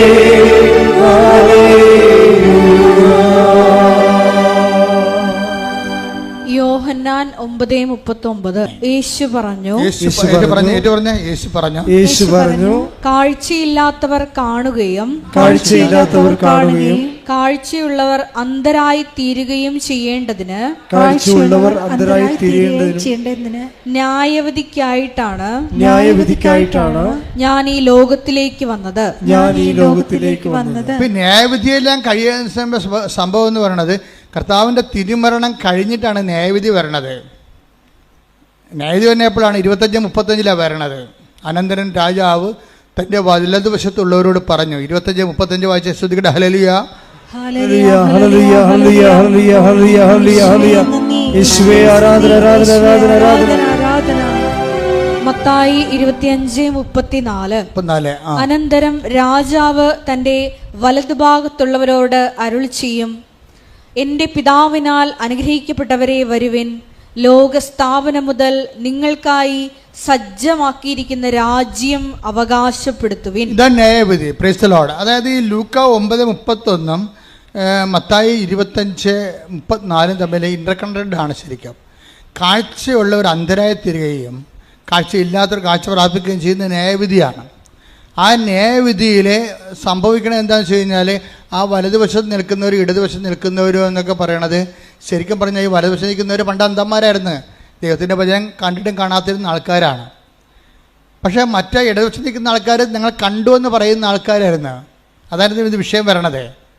പക്ഷെ കണ്ടെങ്കിലും അത് അവർ പ്രയോഗത്തിൽ വരുത്തുന്നതിൽ അവർ പെശക് സംഭവിച്ചു. അങ്ങനെ ഉടമ്പടിയിലും അന്ധന്മാരുണ്ടല്ലോ, ഉടമ്പടി എടുത്തുകൊണ്ട് പോവുകയും ചെയ്യും, ഉടമ്പടിയുടെ കാര്യങ്ങളൊന്നും ചെയ്യത്തില്ല. അത് പ്രാക്ടിക്കലായിട്ടുള്ള ബ്ലൈൻഡ് മാൻ ഉണ്ട്, ഉടമ്പടിയിലുണ്ട്, ഒത്തിരി പേരുണ്ട്. അതുകൊണ്ടാണ് അത് നിങ്ങൾ ഉടമ്പടി എടുക്കാൻ വരുമ്പോൾ തന്നെ പ്രാക്ടിക്കൽ ബ്ലൈൻഡാണെന്ന് ദൈവത്തിന് അറിയാം. കാര്യം ഇവരെല്ലാം അറിയും, പക്ഷെ അത് ചെയ്യത്തില്ല. ചിലർ ചെയ്യാൻ പറ്റത്തില്ലെന്ന് വിചാരിച്ചുകൊണ്ട് സങ്കടപ്പെടുകയും ചെയ്യും, എല്ലാം ചെയ്യുകയും ചെയ്യും, അതിൻ്റെ ഇരട്ടി ചെയ്യുകയും ചെയ്യും. അപ്പോൾ ഇതുപോലെ ഒരു ന്യായവിധിയെക്കുറിച്ച് സംസാരിക്കുമ്പോൾ കർത്താവ് അത് കുരിശുമരണത്തിലൂടെ നേടിയെടുക്കുന്ന അന്ത്യവിധി ആയിട്ടുള്ള കർത്താവ് ആടണം. അപ്പോൾ കർത്താവ് അവൻ ദൈവവും കർത്താവും അല്ലേ. എൻ്റെ കർത്താവ് തോമസിലേക്ക് എന്താ വിളിക്കണത്? എൻ്റെ കർത്താവേ എൻ്റെ ദൈവമേ ആണ്. അപ്പോൾ എൻ്റെ ദൈവമാണ് കർത്താവ് എന്ന് പറയുമ്പോൾ വിധിയാളനാണ് ശരിക്കും. അവൻ ഉയർത്തെഴുന്നേറ്റ് കഴിഞ്ഞാൽ പിന്നെ വിധിയാളനായി. കർത്താവ് മരണത്തെ ജയിച്ച് കഴിഞ്ഞ് കർത്താവ് പാപത്തിന് പരിഹാരം ചെയ്ത് കഴിയുമ്പോൾ അവൻ മരണത്തെ ജയിച്ചു. അപ്പോൾ വിധിയാളനായി, കർത്താവായി. അതാണ് എൻ്റെ കർത്താവേ എന്ന് വിളിക്കണത്. എൻ്റെ കർത്താവ് ആരാണ്? ദൈവമാണവൻ. അപ്പോൾ എൻ്റെ കർത്താവ് എൻ്റെ ദൈവമേ എന്ന് വിളിക്കുമ്പോൾ ഈ വിധിയാളനാകുന്നതിന് മുമ്പ് ഉള്ളതാണ് കുരിശുമരണം, പാപത്തിന് പരിഹാരം ചെയ്യുന്നുള്ളത്. അപ്പോൾ ഇതിനു വേണ്ടി ഈ 9:31 ഇതിനു വേണ്ടിയാണ് ഞാൻ ലോകത്തിലേക്ക് വന്നതെന്ന് പറയുമ്പോൾ ഇത് ക്രൂസിഫിക്ഷൻ ഈസ് ഇൻക്ലൂഡഡ് ദെയർ. കർത്താവിനറിയാം ഈ ന്യായവിധിയെല്ലാം നടക്കുന്നത് പാപത്തിൻ്റെ മേൽ ശരീരത്തിന് ശിക്ഷ വിധിച്ചു കഴിഞ്ഞിട്ടാണെന്ന്. പാപത്തിൽ ശരീരത്തിന് ശിക്ഷ വിധിച്ചിട്ട് ഹല്ലേലൂയ പാടാം. യേശുവേ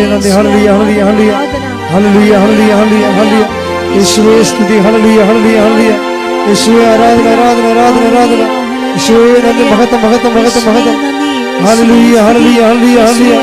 യേശുവേ നന്ദി, യേശുവേ സ്തുതി. ഹല്ലേലൂയ ഹല്ലേലൂയ ഹല്ലേലൂയ ഹല്ലേലൂയ ഹല്ലേലൂയ ഹല്ലേലൂയ. റോമ 8:3 ശരീരത്താൽ ബലഹീനമാക്കപ്പെട്ട നിയമത്തിന് അസാധ്യമായത് ദൈവം ചെയ്തു. അവിടുന്ന് തൻ്റെ പുത്രനെ പാപപരിഹാരത്തിനു വേണ്ടി പാപകരമായ ശരീരത്തിൻ്റെ സാദൃശ്യത്തിൽ അയച്ചുകൊണ്ട് പാപത്തിന് ശരീരത്തിൽ ശിക്ഷ വിധിച്ചു.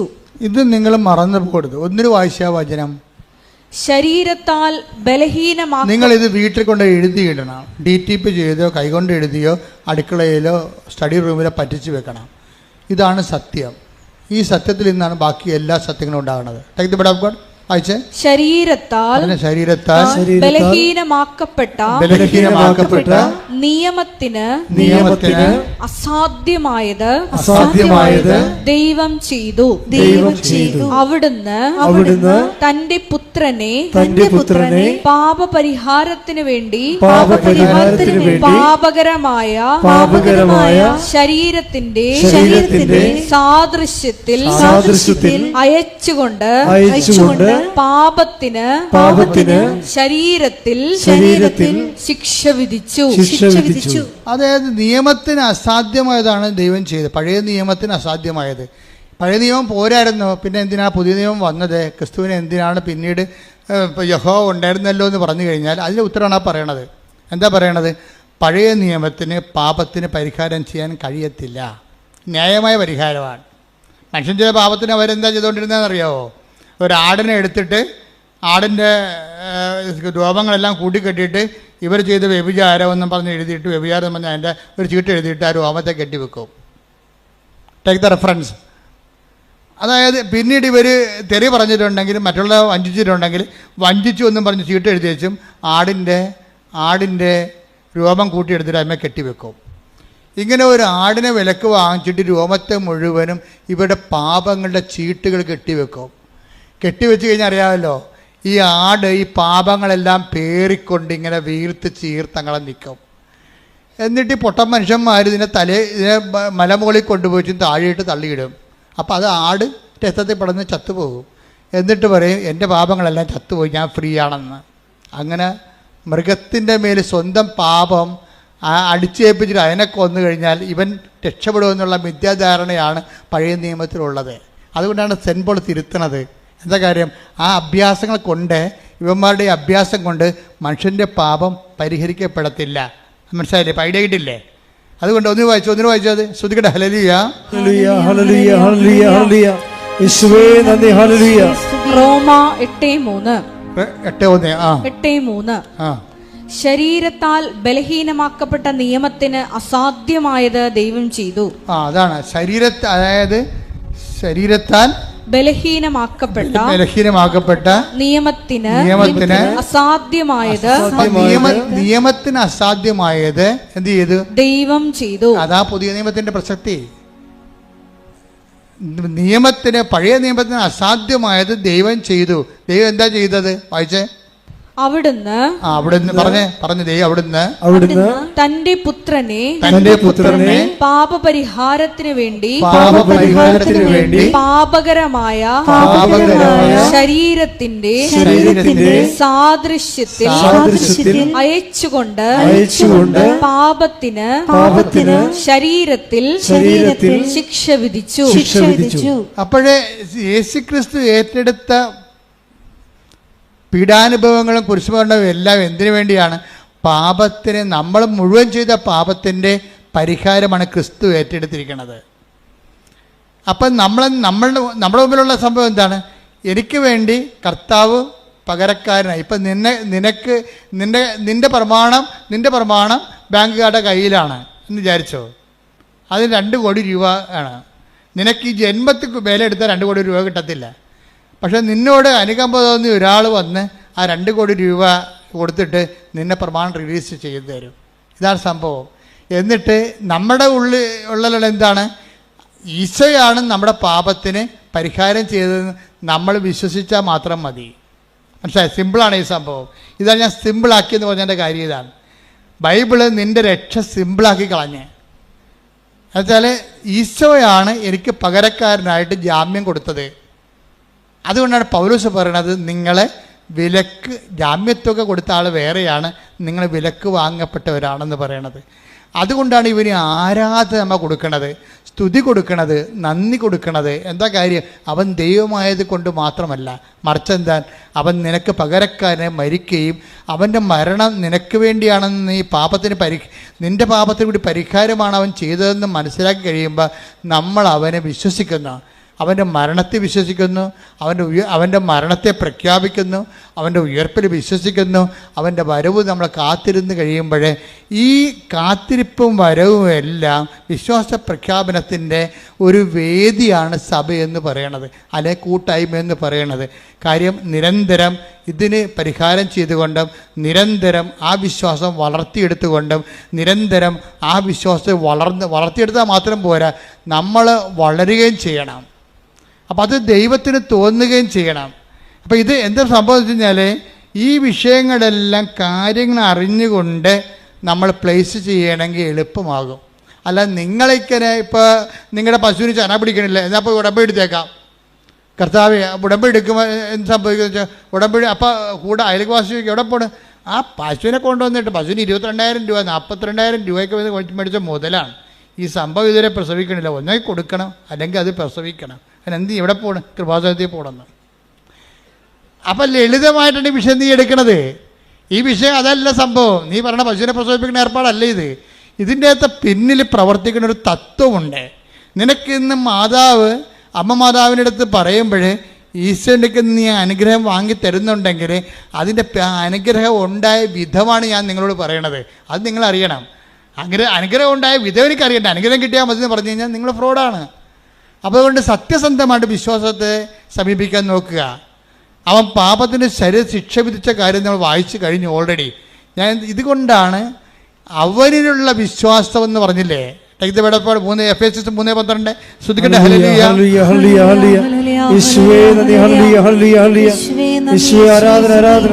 എഫേസോസ് 3:12 അവനിലുള്ള ഇപ്പം മനസ്സിലായില്ലേ? ഇപ്പം ഈശോ ആരാണെന്ന് മനസ്സിലായില്ലേ?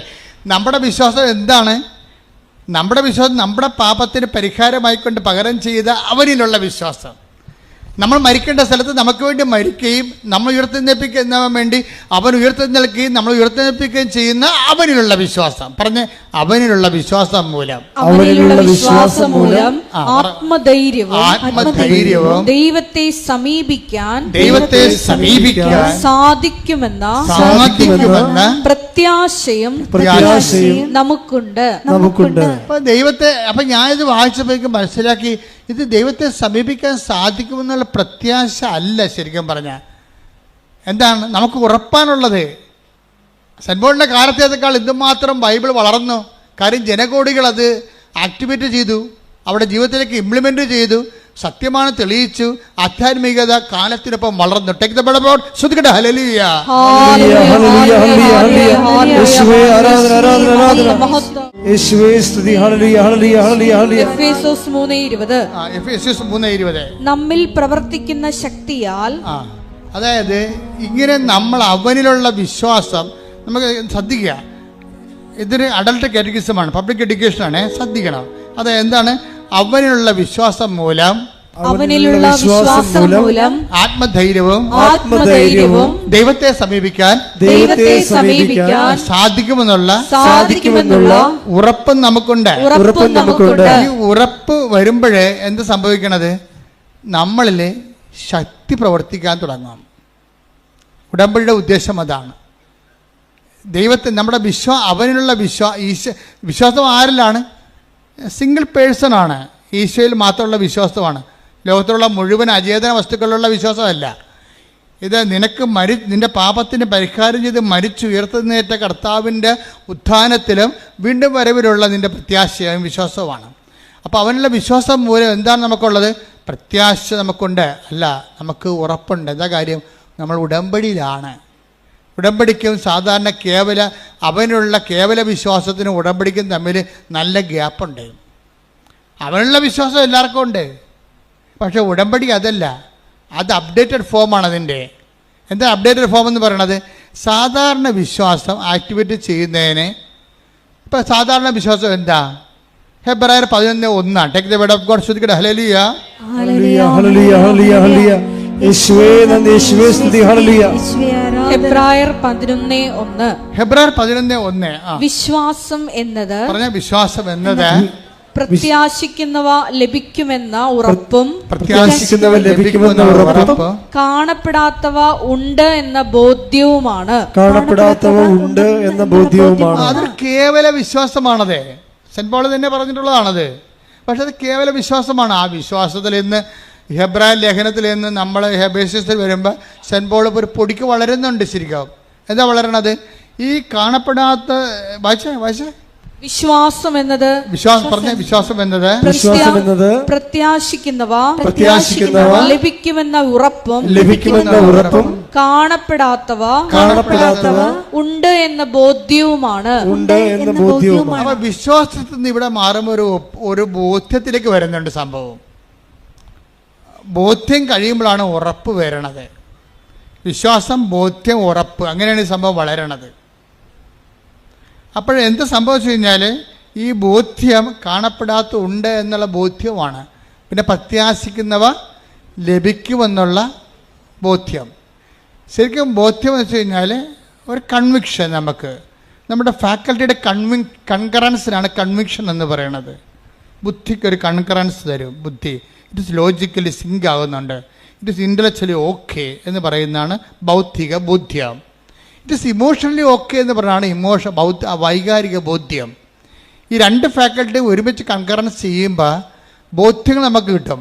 പക്ഷേ ബോധ്യങ്ങളെന്ന് പറയുന്നത് ഒരു ഇംപ്ലിമെൻറ്റേഷൻ സ്റ്റേജാണ് അതിൻ്റെ. അത് പ്രയോഗത്തിൽ ബോധ്യം എന്ന് പറയുന്നത് ഇത് തിയററ്റിക്കലി സിങ്ക് ആകുന്നുണ്ട്, വൈകാരികമായിട്ട് ഞാൻ ഓക്കെയാണ്, എനിക്കത് വൈകാര്യം മനസ്സിലാകുന്നുണ്ട്, ഇറ്റ്സ് ഓക്കെ, ക്ലിയർ. പക്ഷേ ഉറപ്പെന്ന് പറഞ്ഞാൽ എന്താണ്? നേരത്തെ ഈ വൈകാരിക ബോധ്യം പ്രയോഗവൽക്കരിച്ചതിന് ശേഷം എനിക്കുണ്ടാകുന്ന അനുഭവജ്ഞാനത്തിൻ്റെ പാരമ്പര്യത്തിനാണ് ഉറപ്പെന്ന് പറയുന്നത്. രാധാദേവി അവിടം വരെ എത്തിയിട്ടുണ്ടോ ആധ്യാത്മികതയിൽ?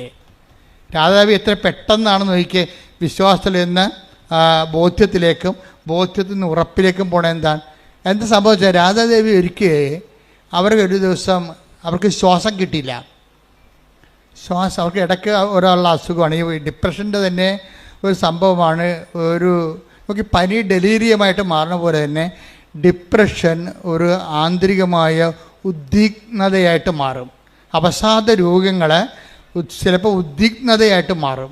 എന്ന് വെച്ചാൽ ആന്തരികമായിട്ട് നമ്മളിങ്ങനെ ആന്തരികമായ തകർക്കപ്പെടും. അപ്പം അങ്ങനെ ഒരു അവസ്ഥയിൽ വരും നമ്മൾ സമയത്ത്. അപ്പോൾ ഒന്നിനും കഴിയില്ല, വെറുതെ കുളിക്കത്തില്ല. ഏതെങ്കിലും അതിന് ഇരുട്ട് ഇഷ്ടമായിരിക്കും, വിജനമായ സ്ഥലങ്ങൾ ഇഷ്ടമായിരിക്കും, ആൾക്കാരുടെ സ്വരം അലർജി ആയിരിക്കും. അങ്ങനെ നമ്മൾ കൂടി ഒരു മൂലവൽക്കരിക്കട്ട് പോകും. നമ്മുടേതായിട്ടുള്ള ഒരു സാമ്രാജ്യം, നമ്മുടേതായിട്ടുള്ള കംഫർട്ട് ഏരിയ നമ്മൾ ക്രിയേറ്റ് ചെയ്യും. അപ്പം അങ്ങനെ ഒരു അവസ്ഥയായിരുന്നു രാജാമേരിക്ക ഉണ്ടായിരുന്നത്. ശരിക്കും പറഞ്ഞാൽ ആ ഒരു ആവൃത്തി നിസാനത്തിനെ ഭരിച്ച് പുറത്താക്കുന്നത് ലാസർ ഉയർപ്പിച്ച കർത്താവാണ്. അതിന് രാധാദേവി എന്താ ചെയ്തിരിക്കണത്?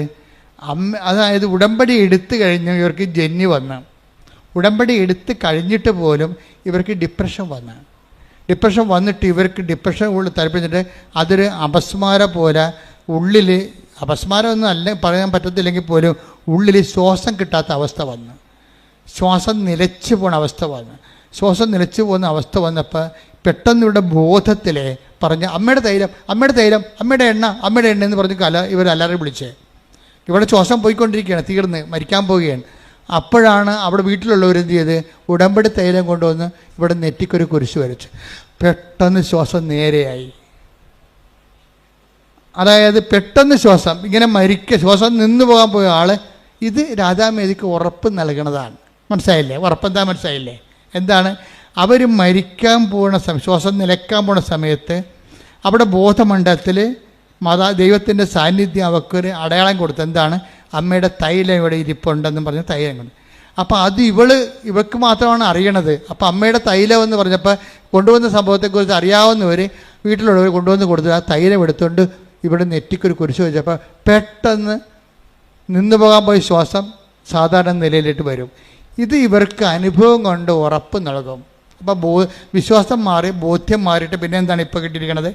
ആ അനുഭവത്തിൻ്റെ പിൻബലമുള്ള വിശ്വാസത്തിനാണ് ഉറപ്പെന്ന് പറയണത്. ഉറപ്പ് കിട്ടിക്കഴിഞ്ഞപ്പോൾ പിന്നെ ഇവരുടെ ജീവിതം ഉറപ്പിലൂടെയാണ് പോണത്. എല്ലാവരും ഇങ്ങനെ ഉടമ്പടി ഇത്രയും വളർന്നോന്ന് എനിക്കറിയത്തില്ല. അതാണ് വിഷയം.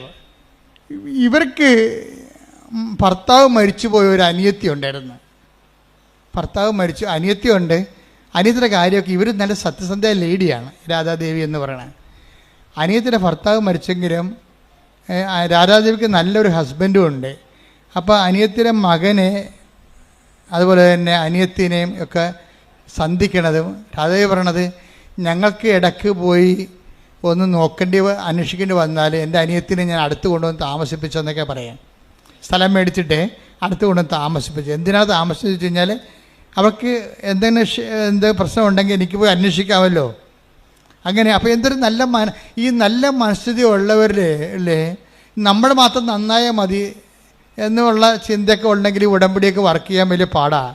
കാര്യം അത് ദൈവത്തിൻ്റെ അരൂപിലല്ലേ നിൽക്കണത്, ലോകത്തിൻ്റെ അരൂപിലല്ലല്ല. അപ്പം അതുകൊണ്ട് നിങ്ങളതൊക്കെ ഒന്ന് ശ്രദ്ധിക്കണം ഈ സാക്ഷ്യം കേൾക്കുമ്പോൾ. അപ്പോൾ രാധാദേവിയുടെ മകൻ ഈ അനിയത്തിയുടെ മകൻ അവൻ നല്ല ടാറ്റ കോളേജിൽ പഠിച്ചതാണ്, സയൻസ് കോളേജിൽ പഠിച്ചതാണ്. അപ്പോൾ അവനെ ഇവിടെ എവിടെയെങ്കിലുമൊക്കെ ഒരു പ്ലേസ്മെൻറ്റ് കിട്ടാൻ വേണ്ടി ഒരു ശ്രമിക്കുമ്പോൾ രാധാദേവിയുടെ ഭർത്താവ് പറയും, നമുക്ക് അവനെ എവിടെയെങ്കിലും വിടാം, അവൻ്റെ വിദ്യാഭ്യാസത്തിന് പറ്റിയ ജോലി കൊടുക്കാൻ ഈ നാടിനെ പറ്റത്തില്ല. അപ്പോൾ അതൊക്കെ ആരാ പറയണത്? ശരിക്കും പറഞ്ഞാൽ ചേടത്തിയുടെ ഭർത്താവാണ് പറയണത്. അതാണ് വിഷയം, ചേടത്തിയുടെ ഭർത്താവ്. അപ്പോൾ അവരെന്തൊരു പരിശുദ്ധാത്മാവ് പ്രവർത്തിക്കാൻ പറ്റിയ ഇൻഫ്രാസ്ട്രക്ചർ അവർക്കുണ്ട്. അതൊരു പ്രധാനപ്പെട്ട കാര്യമാണ്. രാധാദേവിയുടെ ഹസ്ബൻഡാണ് പറയണത്, നമുക്ക് അനിയത്തിയുടെ മകനെ ഇവിടുന്ന് വിടാൻ കുറച്ച് പൈസ ചിലവാകും, പക്ഷേ അവൻ്റെ വിദ്യാഭ്യാസം പറ്റിയ ജോലി ഇവിടെ ഇല്ലല്ലോ. അപ്പോൾ ഇവർ രണ്ടുപേരും കൂടി, ഇപ്പം നിങ്ങളറിയാമല്ലോ, നിങ്ങളുടെ വീട്ടിൽ തന്നെ ഒളിച്ചും പാത്തുമല്ലേ നിങ്ങൾ സഹോദരങ്ങളെ സഹായിക്കണത്. അതാണ് സംഭവം. ചിലർ ഭർത്താവിനെ കട്ടുകൊടുക്കും, അനിയത്തിയെ സഹായിക്കും. ചിലർ അമ്മായിയമ്മനെ കട്ടുകൊടുക്കും, അല്ലെങ്കിൽ മരുമകൾ അമ്മായിയമ്മ മക്കൾക്ക് കൊടുക്കും. എൻ്റെ മക്കളെ, നിങ്ങൾ തുറന്ന് സംസാരിക്കുക. നിങ്ങൾ ഉടമ്പടി എടുത്തു കഴിഞ്ഞാൽ ഈ വിഷയത്തിന് മേലെല്ലാം ഓപ്പൺ ചർച്ച വെക്കണം, നല്ലതാണ്. പിന്നെ നിങ്ങൾ ഓപ്പൺ ചർച്ച ചെയ്തതിന് ശേഷം നിങ്ങൾക്കത് വേണമെങ്കിൽ അത് അടുക്കുന്നില്ല, അമ്പതിനും പിന്നും അടുക്കണില്ല എന്ന് വെച്ച് കഴിഞ്ഞാൽ you can do your way. കാരണം നമുക്ക് കാര്യം നടക്കണം. ക്രിസ്തുവിനെ ആരെങ്കിലും ഭീഷണിപ്പെടുത്തി ആരെങ്കിലും വൈരാഗ്യം ഉണ്ടാകുമെന്ന് വിചാരിച്ചുകൊണ്ട് ക്രിസ്തുവിനെ നിങ്ങൾ ചങ്ങലക്കിടരുത്. നിങ്ങളത് രക്തസാക്ഷികളുടെ ധീരതയോടുകൂടി മുന്നോട്ട് തന്നെ പോകണം. അത് നോ ഡൗട്ട് കുറച്ചൊക്കെ പ്രയാസങ്ങളുണ്ടാകും. പക്ഷെ ഒരു കാര്യമുണ്ട്, കുറച്ച് കഴിയുമ്പോൾ എല്ലാം ശരിയാകും. നിങ്ങൾ ശത്രുക്കളും നിങ്ങൾ അവസാനം നിങ്ങൾ അംഗീകരിക്കുന്ന ഒരു കാലം വരും. അപ്പോൾ അതുകൊണ്ട് കുടുംബത്തിലുള്ള എല്ലാം ക്രിസ്തുവിനെ മുൻനിർത്തി വേണം എല്ലാ വിഷയങ്ങളും ക്രമീകരിക്കാൻ. ക്രിസ്തുവിനെക്കുറിച്ച് നിങ്ങൾ പഠിക്കണം. ശരിക്കും ഒരു മതം പഠിക്കണ പോലെ പഠിക്കരുത്. ക്രിസ്തു ഒരു മതമല്ല, ക്രിസ്തു മതവും ഒരു മതമല്ല. അതൊരു ബന്ധമാണ്. ശരിക്കും ഒരു ആന്തരികമായ ഒരു ബന്ധം, വല്ലാത്ത ബന്ധം. ശ്രുതികട ഹല്ലേലൂയ, ഹല്ലേലൂയ, ഹല്ലേലൂയ, ഹല്ലേലൂയ, ഹല്ലേലൂയ, ഹല്ലേലൂയ. യേശുവേ ആഴമായ ബോധ്യങ്ങൾക്ക് നന്ദി പറയുന്നു. ഹല്ലേലൂയ.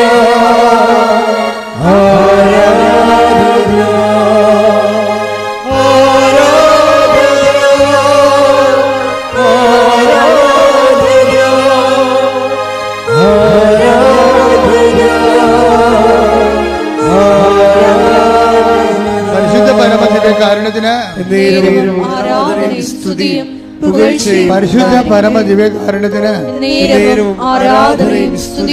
പുകഴ്ചയും പരിശുദ്ധ പരമ ദിവ്യകാരുണ്യത്തിന് ആരാധനയും സ്തുതിയും പുകഴ്ചയും ഉണ്ടായിരിക്കട്ടെ. തന്റെ ജീവൻ രക്ഷിച്ചത് ഉടമ്പടി തൈലമാണെന്നുള്ള ഉറപ്പ് ആർക്ക് കിട്ടി? രാധാദേവിക്ക് കിട്ടി. പിന്നെ അടുത്ത ഒരു സിറ്റുവേഷനിൽ എന്താ സംഭവിക്കണത്? ഈ അനിയത്തി സ്കൂട്ടറിന് പോകുന്നപ്പോൾ വണ്ടി ഇടിച്ചോടുകൂടി ഇവർ വല്ലാത്ത ഒരു വണ്ടിയിടിയായിപ്പോയി. ഇവരെ ഹോസ്പിറ്റലിൽ എടുക്കുമ്പോൾ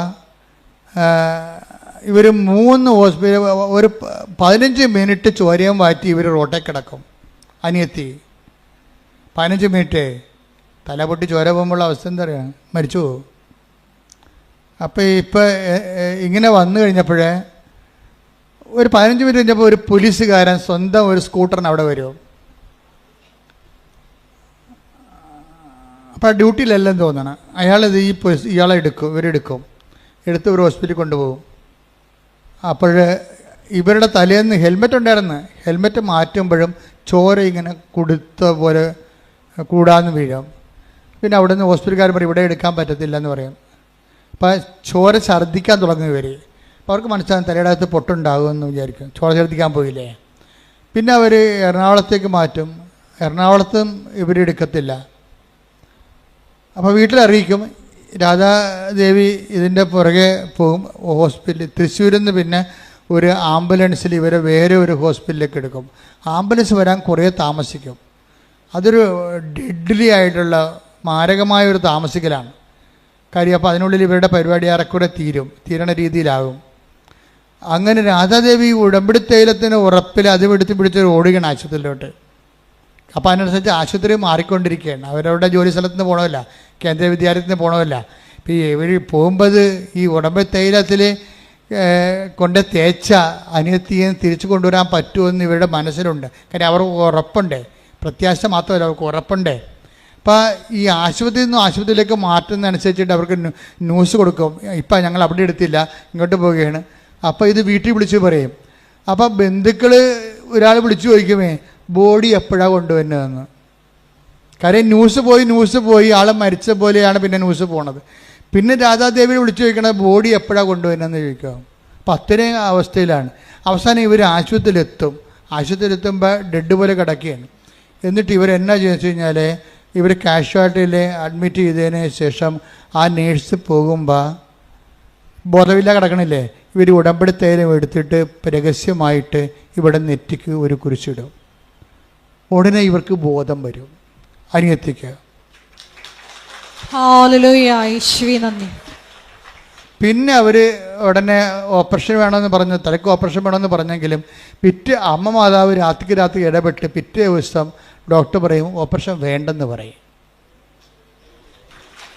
അപ്പോൾ ചേടത്തി അനിയത്തിയും കൂടി വന്ന ഈ സാക്ഷ്യം പറയണത്. എന്നിട്ട് രാധാദേവി പറയുന്ന ഒരു സംഭവമുണ്ട്, ഉടമ്പടി തൈലം ഒരു ചെറിയ കുപ്പിയല്ലെന്ന്.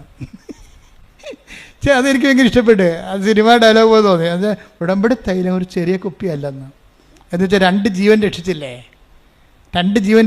ഈ 2 ജീവൻ രക്ഷിച്ച എന്താണ്? ഇവരിൽ പ്രവർത്തിക്കുന്ന ശക്തിയാണ്. അതാണ് പ്രശ്നം. ഈ തൈലം എന്ന് പറയുമ്പോൾ നിങ്ങൾ അവർക്ക് നാളെ കിടന്നപോലെ തന്നെ ചത്തതിൻ്റെ വായിക്കരിക്കണ പോലെ കൊണ്ട് ഉടമ്പടി തൈലം ഒഴിച്ചു കൊടുക്കാം. അത് വർക്കൗട്ട് ചെയ്തില്ല. കാര്യം ഇതിൻ്റെ അകത്ത് പറഞ്ഞാൽ ഇത് ഉപയോഗിക്കുന്ന വ്യക്തിയിൽ ശക്തി വേണം. സെന്റ് പോൾ പറയുന്നൊരു വാക്ക്, നമ്മിൽ പ്രവർത്തിക്കുന്ന ശക്തി. എഫേസ്യോസ് 3:20 നമ്മിൽ പ്രവർത്തിക്കുന്ന ശക്തിയാൽ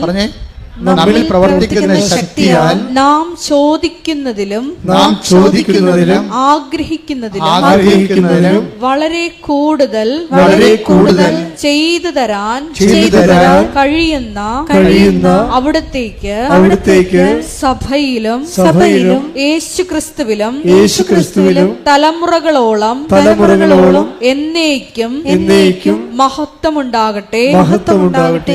സെന്റ് പോൾ പറഞ്ഞിട്ടും തീരണില്ല. എന്ന് കേട്ടു നോക്കിയേ. ഇത് തന്നെയല്ലേ ഇപ്പൊ രാധാദേവിക്ക് സംഭവിച്ചത്. ഒന്നിന് വായിച്ചേ, നമ്മിൽ പ്രവർത്തിക്കുന്ന ശക്തിയാൽ നാം ചോദിക്കുന്നതിലും ആഗ്രഹിക്കുന്നതിലും വളരെ കൂടുതൽ ചെയ്തു തരാൻ കഴിയുന്ന അവിടത്തേക്ക് സഭയിലും യേശുക്രിസ്തുവിലും തലമുറകളോളം എന്നേക്കും മഹത്വമുണ്ടാകട്ടെ. അപ്പൊ ദൈവത്തെ മഹത്വപ്പെടുത്തുന്നത് എന്നേക്കും തലമുറ തോറുമാണ്. എന്താ കാര്യം? നമ്മിൽ പ്രവർത്തിക്കുന്ന ശക്തിയാൽ നമ്മൾ ഇവർ രാധാദേവി ചോദിച്ചത് എന്താണ്? എൻ്റെ അനിയത്തിക്ക് ബോധം വരണമെന്നേ ചോദിച്ചുള്ളൂ, ഓപ്പറേഷൻ വിട്ടുമാറണമെന്ന് പറഞ്ഞില്ല. വചനം എന്താ പറയണത്? ഈ രാധാദേവിയിൽ പ്രവർത്തിക്കുന്ന ശക്തിയാൽ അവൾ ചോദിക്കുന്നതിനേക്കാൾ കൂടുതലാണ് കൊടുത്തിരിക്കണത്. എന്താണ്? ബോധം വരണമെന്ന് പ്രാർത്ഥിച്ചപ്പോൾ ഓപ്പറേഷൻ വരെ ദൈവം വിട്ടുമാറ്റി. അത് വെച്ച് കഴിഞ്ഞാൽ ഇത് എന്താ കാര്യത്തിന്? ഈ ഇവരിൽ പ്രവർത്തിക്കുന്ന ശക്തിയാണ്. ഈ ഉടമ്പടി ഉറപ്പാണെന്ന് അച്ഛൻ പറഞ്ഞതിൻ്റെ കാരണം നമ്മളുടെ ഈ ഉടമ്പടിയുടെ ഓരോരോ ഹോംവർക്ക്സ് ഇല്ലേ, അതാണ് ഈ നമ്മുടെ ശക്തി ബലം കൂട്ടണത്. ഇപ്പം നമ്മളെല്ലാ പ്രാർത്ഥനകളും ഇപ്പം നമുക്കറിയാമല്ലോ, അച്ഛൻ നേരത്തെ നിങ്ങൾ പറഞ്ഞിട്ടുള്ളതാണ് യേശു കർത്താവാണെന്ന് അല്ലേ വിശ്വാസം. യേശു കർത്താവാണെന്ന് അധരം കൊണ്ട് റോമാ 10:9 ആകയാൽ യേശു കർത്താവാണ് എന്ന് യേശു കർത്താവാണെന്ന് അധരം കൊണ്ട് ഏറ്റുപറയുകയും ദൈവം അവനെ മരിച്ചവരിൽ നിന്ന് ഉയർപ്പിച്ചു എന്ന് ഹൃദയത്തിൽ വിശ്വസിക്കുകയും ചെയ്താൽ നീ രക്ഷ പ്രാപിക്കും. അപ്പൊ ദൈവം അവനെ മരിച്ചു എന്ന് ഉയർപ്പിച്ചെന്ന് എവിടെ വിശ്വസിക്കേണ്ടത്? ഹൃദയത്തിൽ വിശ്വസിക്കണം. അപ്പോൾ എപ്പോഴും ക്രിസ്തുവിൽ വിശ്വസിക്കുമ്പോൾ എന്താ വിശ്വസിക്കേണ്ടത്? ഇപ്പം നമ്മൾ Ephesians 3:12 അവനിലുള്ള വിശ്വാസം എന്നല്ല പറയണത്. അവനുള്ള വിശ്വാസം എന്ന് പറയണത് എന്ത് വിശ്വാസം? കേവല വിശ്വാസമല്ല. അവനുള്ള വിശ്വാസം എന്ന് പറയണത് റോമ 10:9 വിശ്വാസമാണ്. അതെന്താണ്? അത് അവനുള്ള വിശ്വാസം എന്ന് പറയുന്നത് റോമ 10:9 എന്താണത്? യേശു കർത്താവാണെന്നൊരു വിശ്വാസം. എന്താണ്? അവൻ വിധിയാളനാണെന്ന വിശ്വാസം. എന്നെ നിന്നെ അന്ത്യദിനത്തിൽ വിധിക്കാൻ വേറെ ആരെയും വെച്ചിട്ടില്ല, അവൻ മാത്രമേ ഉള്ളൂ. നീ എന്നാ ജാതി ആയാലും ശരി, നിന്നെ വിധിക്കാനുള്ള ഒരാളുടെ പേര് യേശു എന്ന് മാത്രമാണ്. അതാണ് 4:12 പറയണത്. Take the bread of God, നടപടി പുസ്തകം ശ്രദ്ധിക്കട്ടെ. ഹല്ലേലൂയ ഹല്ലേലൂയ ഹല്ലേലൂയ ഹല്ലേലൂയ ഹല്ലേലൂയ ഹല്ലേലൂയ യേശുവേ നന്ദി. ഹല്ലേലൂയ ഹല്ലേലൂയ ഹല്ലേലൂയ. അപ്പോസ്തല പ്രവർത്തനങ്ങൾ 4:12 ആകാശത്തിന് കീഴേ മനുഷ്യരുടെ ഇടയിൽ നമുക്ക് രക്ഷയ്ക്ക് വേണ്ടി മറ്റൊരു നാമവും എന്ന് പറഞ്ഞാൽ മറ്റൊരു നാമവും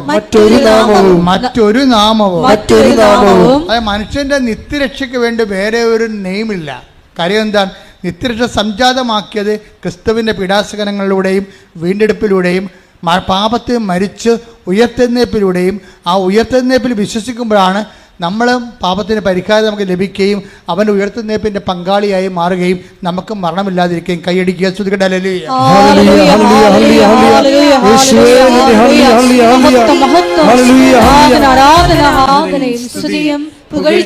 പരിശുദ്ധ പരമദിവ്യകാരുണ്യത്തിന് പരിശുദ്ധ പരമദിവ്യകാരുണ്യത്തിന് അപ്പോഴ് അവനിലുള്ള വിശ്വാസം മൂലം ആത്മധൈര്യവും ദൈവത്തെ സമീപിക്കാൻ കഴിയുമെന്നുള്ള പ്രത്യാശയല്ല, രാധാദേവിയുടേത് ഉറപ്പാണ്. അതാണ് ഉടമ്പടി ഉറപ്പാണെന്ന് അച്ഛൻ പറയണത്. ഉടമ്പടി ഉറപ്പാകാൻ കാരണം എന്താണ്? ഉടമ്പടി ഉറപ്പാകാൻ കാരണം ഈ വിശ്വാസം എക്സ്പ്രസ് ചെയ്യുന്ന രീതികളാണ്. ഉടമ്പടി ഉറപ്പാകാൻ കാരണം എന്താണ്? നിങ്ങളുടെ സ്വർഗസ്ഥനായ പിതാവ് നന്മ പറഞ്ഞു പറയുന്ന വിശ്വാസപ്രവണമൊക്കെ ചെല്ലുന്ന ആൾക്കാരാണ്, സംശയമൊന്നുമില്ല. അത് ഒരു സിംഗിൾ ഫേസ് എക്സ്പ്രഷനാണ്. സിംഗിൾ ഫേസ് കൊണ്ട് വേണേൽ ഫാനൊക്കെ കറക്കാൻ പറ്റും, പക്ഷെ ഒരു മോട്ടർ കറക്കാൻ പറ്റാൻ 3 ഫേസ് വേണം. പറഞ്ഞ മനസ്സിലായില്ലേ? സിംഗിൾ ഫേസ് കൊണ്ട് എന്താ ചെയ്യാൻ പറ്റും? ഫാൻ കറക്കാൻ പറ്റും, മിക്സിയൊക്കെ ഓൺ ചെയ്യാൻ പറ്റും. പക്ഷേ നമ്മളൊരു മോട്ടർ, ഒരു അർക്കമില്ലേ, തടി ഇറക്കണമെന്നുണ്ടെങ്കിൽ സിംഗിൾ ഫേസേ പറ്റത്തില്ല. അവിടെ നിന്ന് 3 ഫേസ് വേണം. KCB പറയും 3 ഫേസ് വിളിക്കാൻ പറയും. വിശ്വാസത്തിൻ്റെ എക്സ്പ്രഷൻസിൽ 3 ഫേസ് ഉണ്ട്. എന്താണ്? പ്രാർത്ഥന ഒരു ഫേസാണ്. പിന്നത്തെ എന്തുള്ളതാണ്? പ്രഖ്യാപനം. അതാണ് ഇന്നലെ നടന്ന സംഭവം. ഇന്നലെ നടന്ന റാലിയില്ലേ, അതാണ് പ്രഖ്യാപനം എന്ന് പറയുന്നത്. എന്താണ്? 10:32 എടുത്തേ. 10:32 മത്തായി 10:32 ശ്രദ്ധിക്കട്ടെ. ഹല്ലേലൂയ ഹല്ലേലൂയ ഹല്ലേലൂയ ഹല്ലേലൂയ ഹല്ലേലൂയ യേശുവേ നന്ദി. ഹല്ലേലൂയ ഹല്ലേലൂയ ഹല്ലേലൂയ യേശുവേ മനുഷ്യരുടെ മുമ്പിൽ എന്നെ ഏറ്റുപറയുന്നവനെ എന്റെ സ്വർഗസ്ഥനായ പിതാവിന്റെ മുമ്പിൽ ഞാനും ഏറ്റുപറയും. ഇതിനാണ് പ്രഖ്യാപനം എന്ന് പറയുന്നത്. അതിന് നമുക്ക് സ്വകാര്യമായിട്ട് ചെയ്യാൻ പറ്റത്തില്ല. 10 മനുഷ്യർ വേറെ ഉണ്ടാകണം. ഇവിടെ എന്താ പ്രശ്നം വെച്ച് കഴിഞ്ഞാൽ ഇത് വിശ്വാസത്തിൻ്റെ ഒരു പ്രഖ്യാപനമാണ്. നമ്മുടെ വിശ്വാസത്തെ 10 മനുഷ്യരുടെ മുമ്പിൽ നമ്മൾ പ്രഖ്യാപിക്കുന്നു. അതെന്താ? വിശ്വാസത്തിൻ്റെ എക്സ്പ്രഷനാണ്, ഫെയ്ത്ത് എക്സ്പ്രഷനാണ്. എന്താണ്? പ്രൊമൾഗേഷൻ എന്ന് വെച്ച് കഴിഞ്ഞാൽ വിശ്വാസ പ്രഖ്യാപനം. പിന്നെ എന്താ ഉള്ളത്? വിശ്വാസ പ്രയോഗമുണ്ട്. വിശ്വാസ പ്രയോഗം എന്ന് പറഞ്ഞാൽ എന്താ? അതാണ് രാധാദേവി ചെയ്തത്. വിശ്വാസ പ്രയോഗം എന്ന് പറയുന്നത് യേശു കർത്താവാണെന്ന് പറഞ്ഞിട്ട് കാര്യമില്ല. അത് ഇംപ്ലിമെൻ്റ് ചെയ്യണം. എന്താണ്? യേശു കർത്താവാണ് എന്ന് അധരം കൊണ്ട് ഏറ്റുപറയുകയും ദൈവം അവനെ മരിച്ചതെന്ന് ഉയർപ്പിച്ചെന്ന് ഹൃദയത്തിൽ വിശ്വസിക്കുകയും ചെയ്യുന്നതിൻ്റെ ശക്തിയാലാണ് രാധാദേവി ഉടമ്പടി തൈലമെടുത്ത് ഈ വണ്ടിയിടി കൊണ്ട് ഡെഡ് ബോഡി വീട്ടിൽ കാത്തിരിക്കുന്ന ആ ബോഡിയിൽ ശരീരത്തിൽ കുരിശിടണത്. എന്താ കാര്യം? അപ്പോൾ കണ്ണ് തുറക്കും. ഇംപ്ലിമെൻറ്റേഷനാണത്. വിശ്വാസം ഫെയ്ത്ത് എക്സ്പ്രഷനിൽ വരണത് ഫെയ്ത്ത് എക്സ്പ്രഷൻ പ്രാർത്ഥന, ഫെയ്ത്ത് എക്സ്പ്രഷൻ പ്രഖ്യാപനം, ഫെയ്ത്ത് എക്സ്പ്രഷൻ വിശ്വാസ പ്രഖ്യാപനം, വിശ്വാസത്തിൻ്റെ എക്സ്പ്രഷൻ ആവിഷ്കാരം. വിശ്വാസ ആവിഷ്കാരത്തിൽ ഒന്ന് പ്രാർത്ഥനയുണ്ട്, രണ്ടാമത്തത് പ്രഖ്യാപനം, മൂന്നാമത്തത് പ്രയോഗം. പക്ഷേ എന്താ പ്രോബ്ലം എന്ന് വെച്ച് കഴിഞ്ഞാൽ എല്ലാവരും എന്തുകൊണ്ടാണ് ഉടമ്പടി ഉപ്പിട്ടിട്ട് ചിലർക്കത് ഫലമില്ലാത്തതിൻ്റെ കാരണം എന്താ? രാധാദേവിയിൽ അത് അവർ ഇംപ്ലിമെൻ്റ് ചെയ്യണത് ഫുൾ സ്വിങ് ആയിട്ടുള്ള വിശ്വാസത്തിലാണ്. വിശ്വാസം എന്ന് പറഞ്ഞാൽ എന്താണ്? രക്ഷയിലേക്ക് നയിക്കുന്ന ദൈവത്തിൻ്റെ ശക്തിയാണ്. റോമ 1:16 എടുത്തേ. റോമ 1:16. സുവിശേഷത്തെ പറ്റി ഞാൻ ലജ്ജിക്കുന്നു. എന്തെന്നാൽ വിശ്വസിക്കുന്ന ഏവർക്കും ആദ്യം യഹൂദർക്കും പിന്നീട് ഗ്രീക്കുകാർക്കും അത് രക്ഷയിലേക്ക് നയിക്കുന്ന ദൈവശക്തിയാണ്. വിശ്വാസം ശക്തിയാണ്. മനസ്സിലായില്ലേ? കാര്യം എന്താണ്? വിശ്വാസം എന്നത് രണ്ടിലെ നമുക്ക് ആ വിശ്വാസത്തിന് ഒരു മീഡിയം ഉണ്ടാകണം. എന്താണ്? ഒന്ന് അവനുണ്ടാകണം. കാര്യം അവനിലുള്ള വിശ്വാസമാണ്. എന്തിനെങ്കിലും ഉണ്ടായ വിശ്വാസം ഉണ്ടായ സത്യം കിട്ടത്തില്ല. കാര്യം സത്യം ആർജിച്ചത് അവനാണ്. അതുകൊണ്ടാണ് അവനിൽ എഫേസ്യസ് 3:12 പറയണത് അവനിലുള്ള വിശ്വാസം മൂലം. പിന്നെന്താണ്? അവനിലുള്ള വിശ്വാസമാണ് സുവിശേഷത്തിലുള്ള വിശ്വാസം. അവനിലുള്ള വിശ്വാസം തന്നെയാണ് അവൻ്റെ തന്നെ മറ്റൊരു ആവിഷ്കാരമാണ് കർത്താവിൻ്റെ വചനം. അപ്പം അവനിലുള്ള വിശ്വാസം പോലെ തന്നെയാണ് സുവിശേഷത്തിലുള്ള വിശ്വാസവും. അതുകൊണ്ടാണ് കർത്താവ് തുടങ്ങുമ്പോൾ തന്നെ സുവിശേഷത്തിൽ വിശ്വസിക്കുക എന്ന് പറയണത്. ഇപ്പം മാർക്കോസിന്റെ 1:15 എടുത്ത് ശ്രുതിക്കട്ടെ. ഹല്ലേലൂയ. മാർക്കോസ് 1:15. അവൻ പറഞ്ഞു സമയം പൂർത്തിയായി ദൈവരാജ്യം സമീപിച്ചിരിക്കുന്നു. അനുദപിച്ച് സുവിശേഷത്തിൽ വിശ്വസിക്കുക. ഒന്നുകൂടി പറഞ്ഞേ.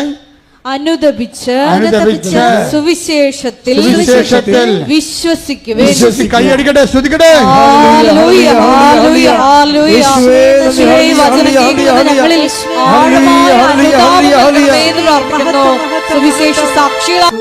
അനുതാപത്തിന്റെ അവസരങ്ങളാണ് ദൈവം ക്രിയേറ്റ് ചെയ്യണത്, അനുതാപമല്ല. അനുതാപം നമ്മുടെ ഭാഗത്തു നിന്നുള്ള നടപടിക്രമമാണ്.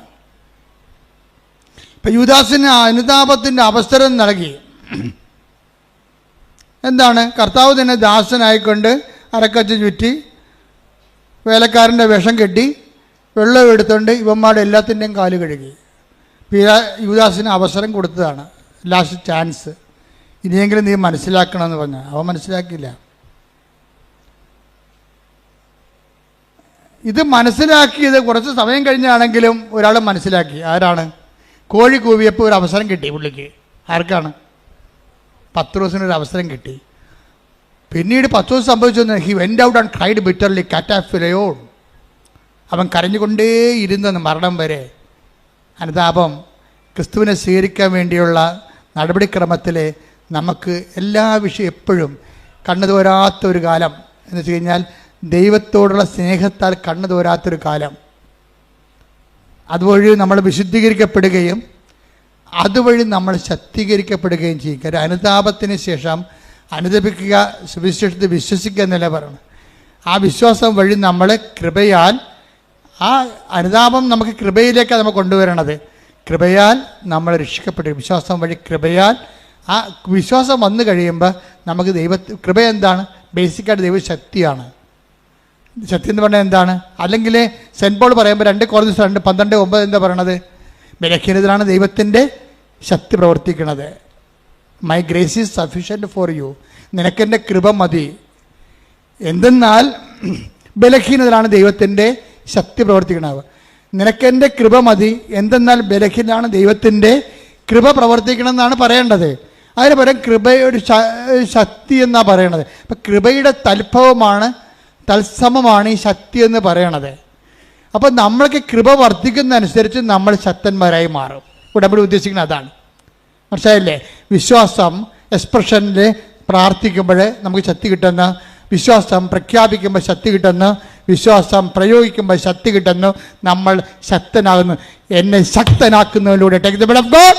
ഹല്ലേലൂയ ഹല്ലേലൂയ ഹല്ലേലൂയ ഹല്ലേലൂയ യേശുവേ നന്ദി. ഹല്ലേലൂയ ഹല്ലേലൂയ ഹല്ലേലൂയ ഹല്ലേലൂയ ഹല്ലേലൂയ. ഫിലിപ്പി 4:13 എന്നെ ശക്തനാക്കുന്നവരിലൂടെ എല്ലാം ചെയ്യാൻ എനിക്ക് സാധിക്കും. രാധാദേവി അതാ സംഭവിച്ചിരിക്കുന്നത്. രാധാദേവി എന്ത് ചെയ്തു? വിശ്വാസത്തിന്റെ എക്സ്പ്രഷനെ അവർ പ്രാർത്ഥനയിലൂടെ പ്രകടിപ്പിച്ചു. പിന്നെ എന്ത് ചെയ്തവർ പ്രഖ്യാപിച്ചു. പിന്നെ എന്ത് ചെയ്തവർ പ്രയോഗിച്ചു. ഇതെല്ലാം കൂടി അവർക്ക് കിട്ടിയത് എന്താണ്? നെറ്റ് ഇഫക്റ്റിൽ അവരെ എംപവറായി. പവയുടെ ഈ പവർ കൊണ്ട് തന്നെയാണ് അവർ പുതപ്പിൻ്റെ അടിയിൽ കൂടി ചത്ത് കിടക്കുന്ന ബോഡിയുടെ മുമ്പിൽ ഈ തൈലം തേക്കണത്. അപ്പോൾ ബോഡി കണ്ണു തുറന്ന് പറയും, എന്നെ ശക്തനാക്കുന്നതിലൂടെ എനിക്കെല്ലാം ചെയ്യാൻ കഴിയുമെന്ന് പറഞ്ഞ്, എന്നെ ശക്തനാക്കുന്നതിലൂടെ എനിക്കെല്ലാം ചെയ്യാൻ കഴിയും. എന്നെ ശക്തനാക്കുന്നതിലൂടെ എനിക്കെല്ലാം ചെയ്യാൻ കഴിയും. അപ്പം ഉടമ്പടിയാണ് നമ്മൾ ശക്തമാക്കുന്നത്. കാര്യം എന്താ? ഉടമ്പടി പ്രാർത്ഥന മാത്രമല്ല, പിന്നെന്താണ്? പ്രഖ്യാപനമുണ്ട്. ഉടമ്പടി പ്രഖ്യാപനം മാത്രമല്ല, പിന്നെന്താണ്? പ്രയോഗമുണ്ട്. ഈ 3 വിശ്വാസത്തിൻ്റെ ആവിഷ്കാരങ്ങളിലൂടെ നമ്മളെ ശക്തമാക്കുകയാണ്. അതുകൊണ്ട് തന്നെയാണ് സഞ്ചാരി മാതാവ് എന്നൊക്കെ പറഞ്ഞ അനുഭവങ്ങളുള്ളത്. എന്താണ്? നമ്മളെവിടെ പോണ്? ദൈവം നമ്മുടെ കൂടെ ഉണ്ടാവും. എന്താ കാര്യം? ദൈവത്തിൻ്റെ കൃപയുടെ ആളായ്മയായിട്ടാണ് നമ്മൾ സഞ്ചരിക്കുന്നത്. അപ്പോൾ ദൈവം നമ്മുടെ I will come with you wherever you go. Praise the Lord. ശ്രുതികടെ ഹല്ലേലൂയ ഹല്ലേലൂയ ഹല്ലേലൂയ ഹല്ലേലൂയ ഹല്ലേലൂയ. യേശുവേ നന്ദി. ഹല്ലേലൂയ ഹല്ലേലൂയ ഹല്ലേലൂയ ഹല്ലേലൂയ ഹല്ലേലൂയ ഹല്ലേലൂയ. പ്രഖ്യാപിക്കാനുള്ള വലിയ അഭിഷേകം കൃപ ഞങ്ങൾക്ക് നൽകണമേ. ഹല്ലേലൂയ. മറിയം പ്രത്യക്ഷീകരണത്തിന്റെ സാക്ഷികളാക്കി ഞങ്ങളുടെ കുടുംബങ്ങളെ ഉയർത്തണമേ എന്ന് പ്രാർത്ഥിക്കുന്നു. ഹല്ലേലൂയ ഹല്ലേലൂയ. മഹത്വം മഹത്വം. ആരാധന ആരാധന.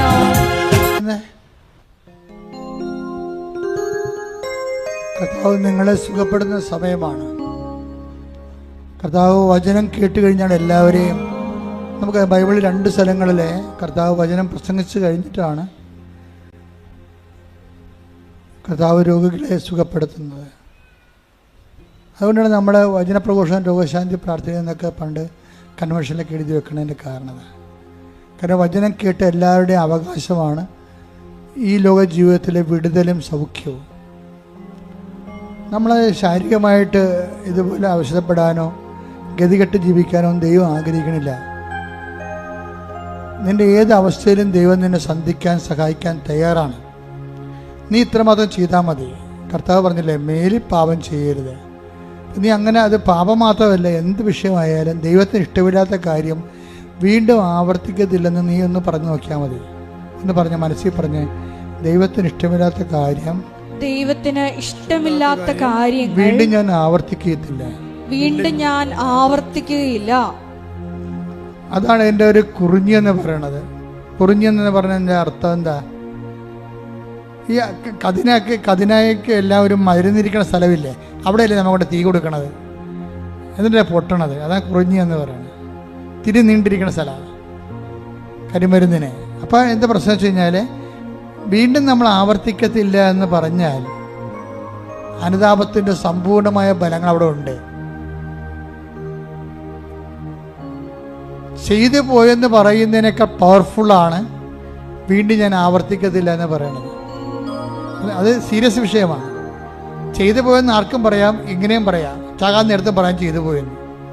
പക്ഷെ വീണ്ടും നീ ആവർത്തിക്കത്തില്ല എന്ന് പറയണതാണ് സത്യസന്ധത. അത് മനസ്സുകൊണ്ടൊന്ന് പറയാൻ നോക്കിക്കേ. പറ്റുന്നില്ലെങ്കിൽ കർത്താവിൻ്റെ അടുത്ത് ശക്തിക്ക് വേണ്ടി അമ്മയോട് ചോദിക്കുക, അമ്മ എനിക്ക് വീണ്ടും ആവർത്തിക്കാതിരിക്കാൻ ആഗ്രഹമുണ്ട്, പക്ഷെ എൻ്റെ അവസ്ഥ എന്നെ ഭയപ്പെടുത്തുന്നുണ്ട്, അമ്മ ഈ വിഷയത്തിൽ എന്നെ സഹായിക്കണം. നീ അങ്ങനെ ഒന്ന് പ്രാർത്ഥിച്ചേ, കൈകൾ കൂപ്പി.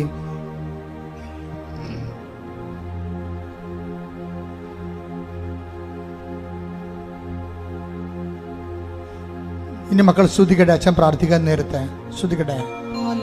കർത്താവിന്റെ ഉന്നതമായ നാമത്തിന് സ്വസ്ഥം ചെയ്യുന്ന കർത്താവിന്റെ വിശുദ്ധ പൗരോഹിത്യത്തെ മഹത്വപ്പെടുത്തണം. കർത്താവ് സഭയിലുള്ള സാന്നിധ്യം പ്രകടമാക്കണമേ. കർത്താവ് 38 വർഷം ഞാൻ അർപ്പിച്ച കൃപാനയുടെ യോഗ്യതയാൽ കൃപാസ്ഥാനത്താറെ ജീവനോടെ പ്രത്യക്ഷപ്പെട്ട പരിശുദ്ധ അമ്മയുടെ മാധ്യസ്ഥത്തിലെ ഒക്ടോബർ 26-ാം തീയതി ഞങ്ങൾ നടത്തിയ ലക്ഷോപലക്ഷം ജപമാലയുടെ ശക്തിയാൽ മാരക രോഗങ്ങള്, തീരാവേദികള്, ജീവിത ദുരിതങ്ങള്, നിങ്ങൾ അനുഭവിക്കുന്ന ഭൗതികവും ആധ്യാത്മികമായ എല്ലാ ജീവിത പ്രശ്നങ്ങളും യേശുവിന്റെ നാമത്തിൽ മാറിപ്പോകട്ടെ. ശ്രദ്ധിക്കട്ടെ.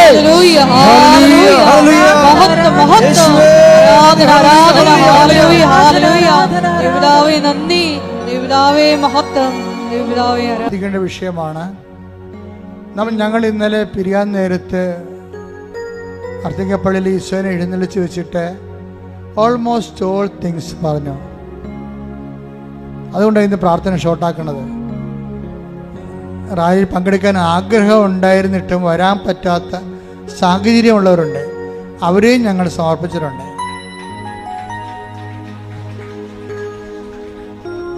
അവർ ഇന്ന് യൂട്യൂബിലേക്ക് കയറിയിട്ട് അച്ഛൻ നിങ്ങൾക്ക് വേണ്ടി മാത്രം വീഡിയോ ഇട്ടിട്ടുണ്ട്. ആ റാലിയിൽ ജവമാല റാലിയുടെ അത് കേട്ടിട്ട് നിങ്ങളിരുന്ന് ജവമാല ചൊല്ലണം. ആ റാലി ഓൺ ചെയ്തിട്ടിട്ട് ടി വിയുമായിട്ട് കണക്ട് ചെയ്തിട്ടിട്ട് നിങ്ങളിരുന്ന് ജവമാല ചൊല്ലണം. അത് നിങ്ങൾ എപ്പോൾ ജവമാല ചൊല്ലിയാലും ഞങ്ങൾക്ക് ഇന്നലെ കിട്ടിയ അതേ അനുഗ്രഹം കർത്താവ് ഞങ്ങൾക്ക് തരും.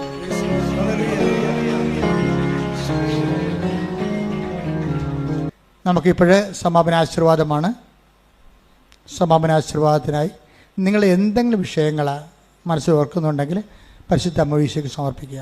ദൈവം നിങ്ങളെ അനുഗ്രഹിക്കട്ടെ. Praise the Lord.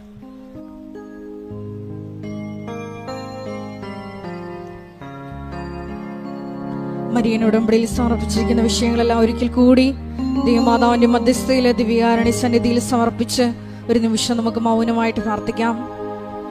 നമ്മിൽ പ്രവർത്തിക്കുന്ന ദൈവിക ശക്തിയാൽ നാം ചോദിക്കുന്നതിലും ആഗ്രഹിക്കുന്നതിലും കൂടുതൽ ചെയ്തു തരാൻ കഴിയുന്ന അവിടുത്തെ സ്നേഹത്തിന് സഭയിൽ എന്നേക്കും സ്തോത്രമുണ്ടാകട്ടെ, മഹത്വമുണ്ടാകട്ടെ എന്ന് പ്രാർത്ഥിച്ചുകൊണ്ട് നാം ചിന്തിക്കുന്ന ആഗ്രഹിക്കുന്ന കാര്യങ്ങൾ ക്രിസ്തുവിന്റെ ബലിയുടെ യോഗ്യതയാൽ, അവൻ പാപപരിഹാരം ചെയ്തതിന്റെ യോഗ്യതയാൽ ഞങ്ങൾക്ക് ലഭിച്ചു എന്ന ബോധ്യത്താൽ വിശ്വസിച്ചുകൊണ്ട് ഉറപ്പോടുകൂടി നമുക്ക് ശിരസ്സ് നമിച്ച് ദിവ്യകാരുണ്യനാഥന്റെ ആശീർവാദം സ്വീകരിക്കാം.